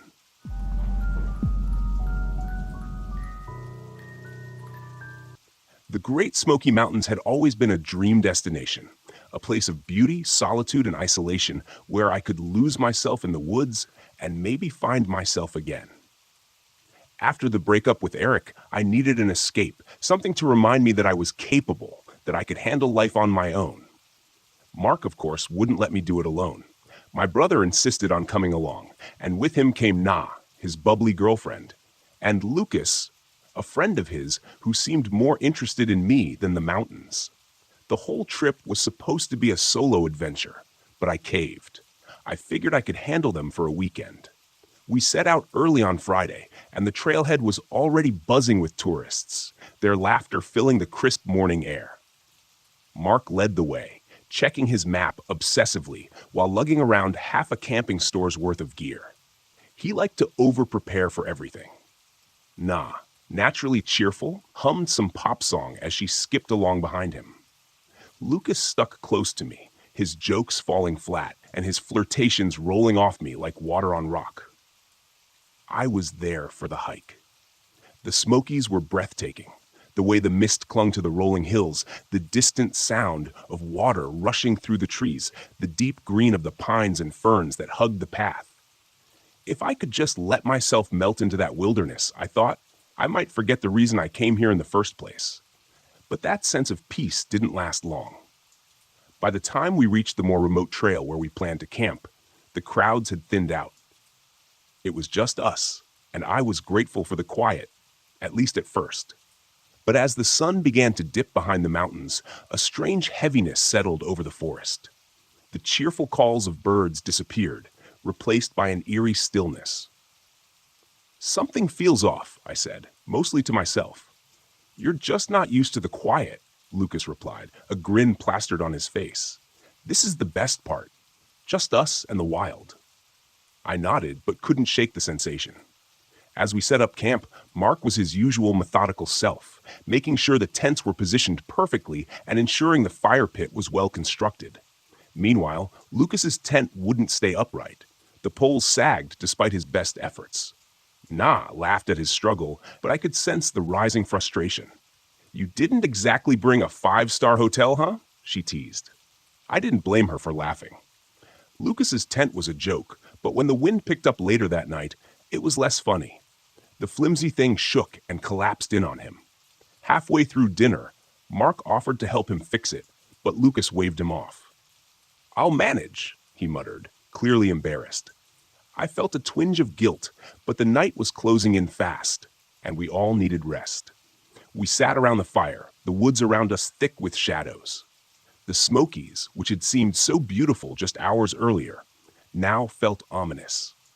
We were miles from the nearest ranger station, out of cell service, with nothing but trees and mountains for company. And then, Just as we were beginning to relax, we heard it, a distant scream.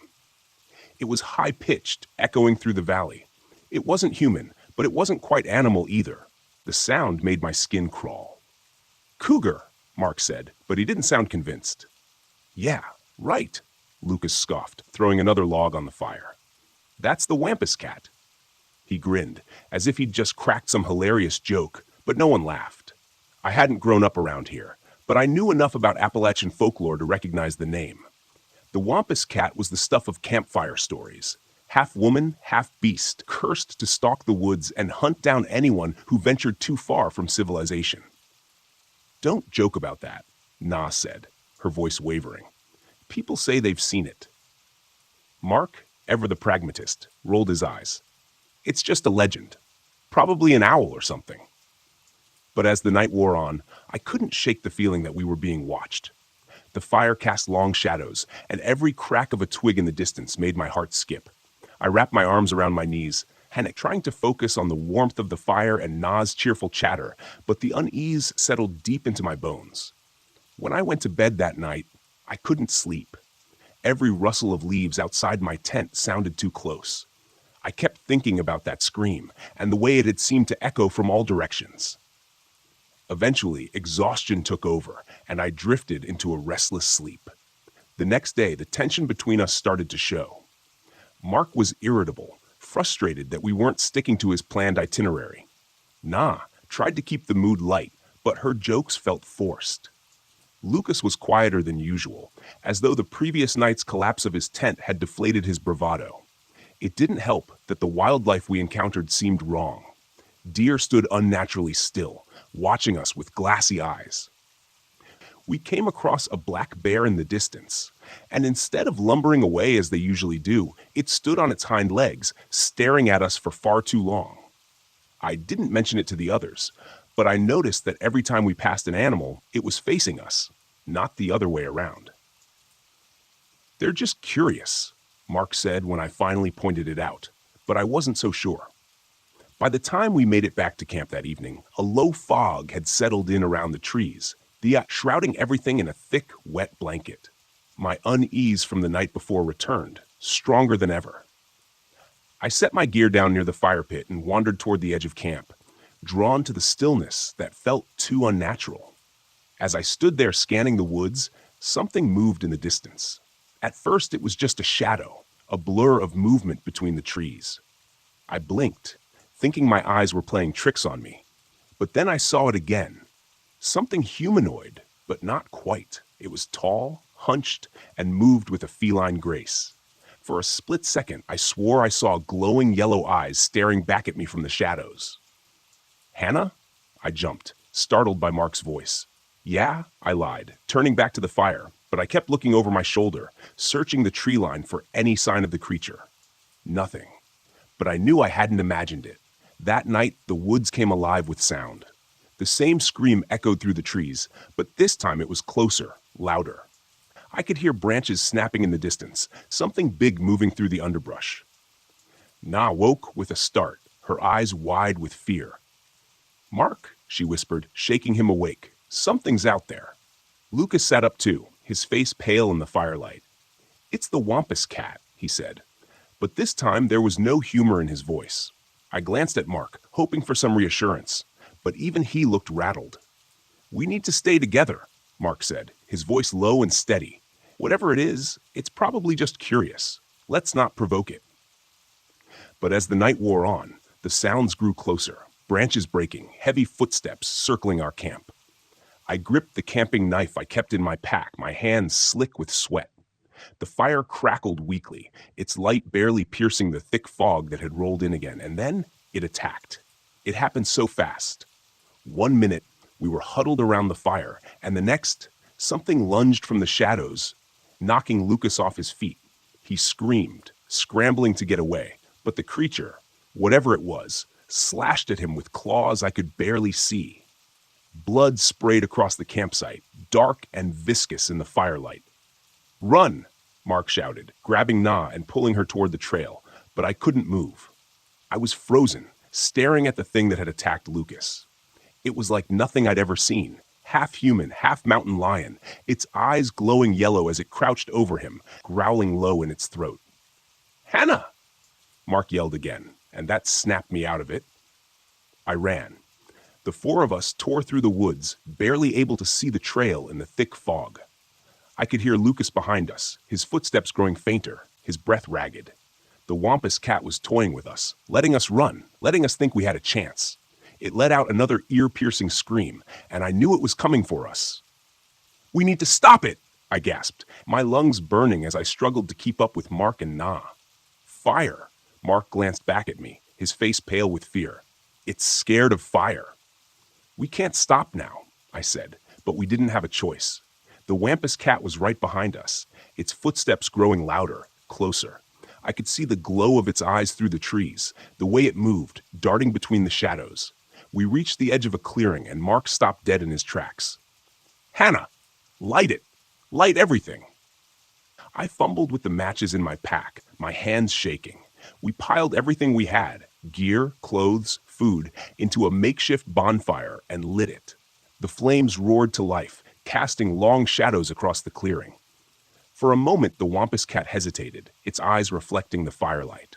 It circled the edge of the clearing, growling low in its throat, but it didn't come closer. We stood there, panting, watching as the creature melted back into the shadows, its eyes the last thing to disappear.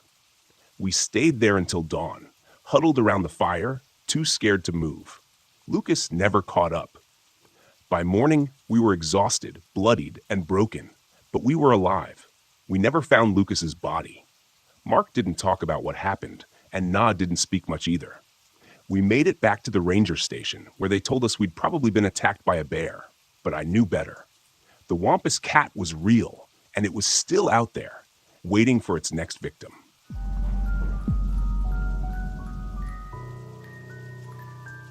The road wound through the dense trees, snaking deeper into the heart of the low national forest. The thick canopy above allowed only sparse sunlight to filter through, casting shadows across the narrow dirt road. I gripped the steering wheel of my RV, trying to shake off the gnawing sense of unease creeping up my spine. It had been 3 hours since I'd passed another vehicle. Solitude was the whole point, wasn't it? This trip was supposed to help me clear my head, to reconnect with myself after the divorce. I had spent the last few months in a fog, and this trip to Deadwood Creek was meant to be my escape. A test of independence. No ex-husband, no stress, just me in the wilderness. I needed this. At least, that's what I'd been telling myself for the past 2 weeks. Deadwood Creek Campground wasn't listed on any mainstream maps, just a blip on an obscure site for hardcore campers who sought isolation. The campground had a reputation, but that was part of the appeal. I needed remote quiet, far away from anything that reminded me of what I'd left behind. But as I pulled into the clearing, past the sign half buried in moss that read Deadwood Creek, a shiver ran through me. The place was eerily quiet, the kind of silence that makes you second-guess your decision to be alone. I parked the RV near a small, trickling creek. The only other vehicle was an old, beat-up camper a short distance away, nestled under the towering pines. It was empty. No sign of movement, no campfire. Good. I wasn't in the mood for socializing. I stepped out into the cool afternoon air and surveyed the site. The woods were thick, ancient. The ground was littered with pine needles, muffling the sound of my footsteps. A perfect retreat. I set up camp, unfolding my chair and setting my mug of tea beside me as I sat by the creek, listening to the soft gurgle of the water. It was peaceful, just as I'd hoped. But after a while, the peace felt off, too still. The air grew heavy, pressing down on me, and the silence wasn't comforting anymore. It was oppressive. My mind wandered back to the stories I'd read online, the rumors about Deadwood Creek's dark history. This used to be a mining settlement during the gold rush, or so the tale went. Dozens of men had come to find their fortunes, but most found only death. Mysterious disappearances, bodies never recovered. Some say the men still haunt the place, bound to the land, working their endless shifts beneath the earth. I dismissed it at first, chalking it up to local folklore meant to spook tourists. But now, sitting alone in the fading light, the stories didn't seem so far-fetched. The wind rustled the trees, and I jumped at the sound. Get it together, Hannah, I thought, rolling my eyes at my own nerves. I hadn't come all this way just to scare myself into leaving. That's when I saw him, a man standing near the edge of the campground, just at the tree line, leaning against a tree. He was tall, with broad shoulders and a scruffy beard, his clothes worn and dirty as if he'd been out here for weeks. His gaze was fixed on me. I waved awkwardly, and he lifted a hand in response before slowly walking over. Didn't mean to spook you, he said, his voice easy, almost too casual. Didn't expect anyone else out here this late in the season. I wasn't expecting anyone either, I replied, forcing a smile. Just needed some time alone, you know? Yeah, I get that, he chuckled, though the sound didn't quite reach his eyes. I'm Rick, by the way. Been coming here for years. I nodded, unsure what to say. Rick had the look of someone who belonged out here, who knew the woods like the back of his hand. I didn't. Be careful out here, Rick said after a pause, his gaze drifting toward the woods. Deadwood Creek's got a history. Strange things happen when the sun goes down. My skin prickled at his words, but I forced myself to laugh. Let me guess. Ghost stories? Miners and all that? Rick's expression didn't change. Something like that. Just don't stray too far from your camp. He turned and walked back to his camper without another word, leaving me with a knot of unease in my stomach. That night, I couldn't sleep. The RV was quiet, the temperature inside dropping faster than I expected. I wrapped myself in blankets and tried to ignore the feeling that something was wrong. Then the sound started. At first, I thought it was the wind, but soon I realized it was more than that. Faint at first, barely perceptible. A rhythmic clinking echoed from the direction of the creek.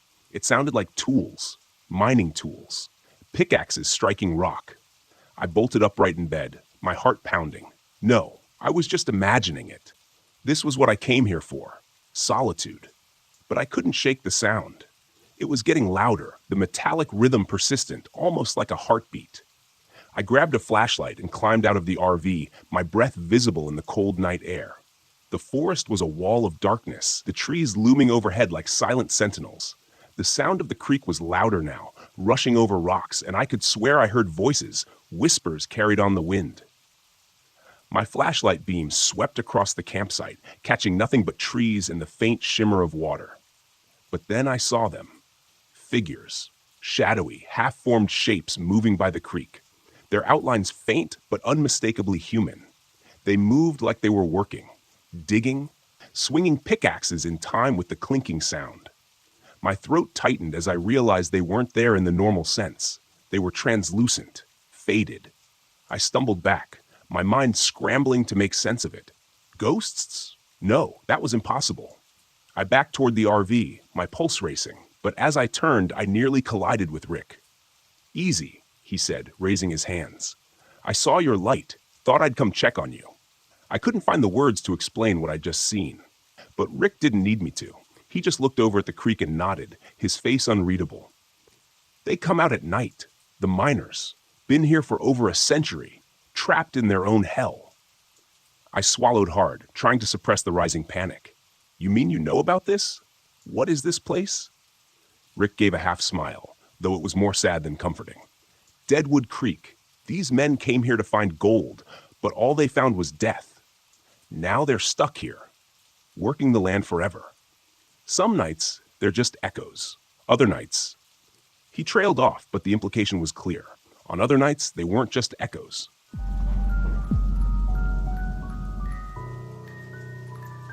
You get used to the rhythm of the road after a while. The hum of the engine beneath you, the steady pull of the truck, the highway stretching out like a never-ending ribbon.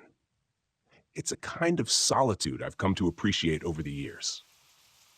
I'm Ben Grady, though most folks call me Bear on account of my size, and I've been behind the wheel for a long time. Trucking's simple. You pick up a load, drop it off, and keep moving. That's what I liked about it. But this job was different from the start. I'd picked up the trailer in Chicago. The client was a slick, suited guy, one of those corporate types. Barely even looked at me as he handed over the papers. Keep the trailer locked, he said, like it was the most natural thing in the world. No stops, no questions. I should have known something was off. The pay was double the usual rate, too good for a straightforward haul across I-80 to Salt Lake City. But I was behind on bills, and after the divorce. Well, you don't say no to easy money. Now, somewhere between Kearney and North Platte, Nebraska, in the dead of night, that easy money was starting to feel like blood money. The road was empty, save for the occasional distant glow of farmhouses, but otherwise, it was just me, my rig, and miles of flat highway. Nothing but darkness ahead and behind. My truck's headlights cut through the night, illuminating the white lines on the road, but something about the blackness beyond felt heavier than usual, like it was waiting. I tried not to think too hard about it. Just keep driving, get to Salt Lake, drop the load, and forget about it. Simple. But then the first strange thing happened. The truck's temperature gauge started going haywire, flipping between cold and hot so fast I thought it was broken. First, the cab was freezing. Then it was sweltering, all within minutes. I pulled over onto the shoulder, popped the hood, and checked the engine. Everything looked fine.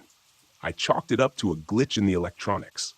These rigs are built to last, but every now and then something acts up. Satisfied I wasn't about to fry the engine, I climbed back in. But as I settled into the driver's seat, I heard it, a soft thump from the trailer. I froze, my hand halfway to the ignition. It was faint, but there was no mistaking it. Something had moved in the back. I forced myself to breathe slowly. It's nothing, probably just the cargo shifting. Hell, I didn't even know what was in there. But heavy loads can settle like that. Still, a knot twisted in my gut. It was too quiet, too deliberate. For a second, I thought about checking the trailer, but the client's voice echoed in my mind. Keep it locked. No stops, no questions. Fine. I wasn't going to ask any questions, and I sure as hell wasn't going to break the lock. I fired up the engine and got back on the road, but the tension lingered. The temperature gauge flickered again. I adjusted the air vents, trying to ignore the unease creeping up my spine. A few miles down the highway, the radio crackled to life. I nearly jumped out of my seat. Ben, a voice whispered through the static. I stared at the CB, my heart hammering in my chest. I hadn't heard another trucker's voice all night. The road was dead empty. The voice on the radio, though, it wasn't a trucker. It was my voice. I grabbed the mic, my knuckles white around it. Who the hell is this? The static fizzled, then came back stronger, hissing and popping in my ears. Ben, you need to stop. I dropped the mic like it was burning my hand, cursing under my breath. It had to be a prank, someone screwing around on the frequency, maybe picking up my name from a previous broadcast. But that didn't make sense. The only chatter I'd had was hours ago, and I hadn't said much more than where I was heading. As I stared at the radio, a chill crawled over me. Then the trailer thumped again, louder this time. I jerked my eyes to the side mirror, half expecting to see something clawing its way out of the trailer. But all I saw was the dark outline of the rig behind me, its taillights glowing faintly in the blackness. Another thump, followed by a low scratching sound like nails on metal. That was it. I couldn't take it anymore. I was getting out and checking the damn thing. To hell with the lock. Maybe the cargo had shifted. Maybe there was an animal in there. I didn't care. I just needed to know. I pulled over again, this time in the middle of nowhere. The road was surrounded by nothing but fields and distant silos. I climbed out of the cab, the cold night air biting at my skin, and grabbed the key from my pocket. As I approached the back of the trailer, the scratching grew louder, more frantic. Whatever was in there, it was alive. I unlocked the heavy padlock, my heart pounding in my ears, and swung open the doors. The smell hit me first, not the musty smell of old cargo, but something far worse, a stench of decay, like something rotten in the dark. My stomach churned, but I lifted my flashlight and pointed it inside. For a moment, I thought the trailer was empty. But then I saw it. At the far end of the trailer, hunched in the shadows, was a figure. It was humanoid but twisted, like its body had been mangled and warped. Its limbs were too long, its skin pale and slick, almost translucent. The thing was huddled against the wall, its back to me, but I could hear it breathing shallow and rapid. "What the hell?" I whispered, stepping back, the beam of my flashlight shaking. The thing turned its face. If you could call it that, it was a mess of raw red flesh, eyes sunken deep to its skull, staring at me with a mix of hunger and desperation. Its mouth opened in a wet, gaping maw, and I heard a low, guttural hiss escape its throat. I stumbled backward, nearly dropping the flashlight. My body screamed at me to run, to get the hell out of there, but my feet were frozen to the spot. The creature moved, its elongated limbs unfolding as it dragged itself toward me. Each step was punctuated by the sickening sound of its flesh scraping against the metal floor. I didn't think. I just slammed the trailer door shut and fumbled with the lock. My fingers trembled so hard I could barely get it secured. The thing inside let out a shriek. A sound so unnatural, so piercing, it felt like it was burrowing into my skull. I stumbled back to the cab, my legs shaking beneath me, and jumped inside, slamming the door shut behind me. For a moment, I just sat there, my breath coming in ragged gasps. What the hell had I just seen? What had they put in my truck? I knew I couldn't stay parked on the side of the road, not with whatever that thing was still inside. I had to move, get away from here. But I also knew I couldn't drive that thing to Salt Lake. No way. Whatever was in the back of my trailer, it wasn't going to make it to its destination. I grabbed the CB mic again, my hand shaking. This is Ben Grady. I hesitated, glancing in the side mirror, half expecting to see the creature clawing its way out. I need help. There's something in my trailer. Static. Then, through the crackling noise, I heard it again. Ben, you need to stop. My voice, clearer this time, like it was coming from right beside me. I slammed the mic down, shifting into gear and pulling back onto the road. I didn't know where I was going anymore. Just away. Away from that thing, away from whatever nightmare I'd gotten myself into. As I sped down the highway, the temperature gauge flickered again, this time dropping into the red. The cab grew colder. My breath was visible in the air, and I could hear the trailer groaning behind me. The thing inside was still moving, still scratching, trying to get out. The radio crackled one last time. Ben, it's too late. I glanced at the dashboard. Every light was blinking. The engine sputtered as the temperature dropped even lower. I could feel the rig slowing, like the weight of the trailer was dragging it down, like whatever was inside was getting heavier by the second. And then the truck stopped dead in the middle of the highway. The engine cut out. The lights flickered before plunging me into complete darkness. I didn't move. I didn't breathe. The only sound was the soft, steady scratching from the trailer behind me. The door handle rattled. Something pressed against the cab from the outside, its weight heavy enough to rock the truck. I didn't turn. I didn't want to see what was trying to get in, but I knew it wouldn't be long before the door opened. That's the last I remember. When they found me the next morning, the rig was empty. No sign of the trailer. No sign of the cargo. Just me, sitting in the cab, frozen stiff, my breath still fogging in the cold morning air. I never asked what happened to the trailer. Some things are better left locked away.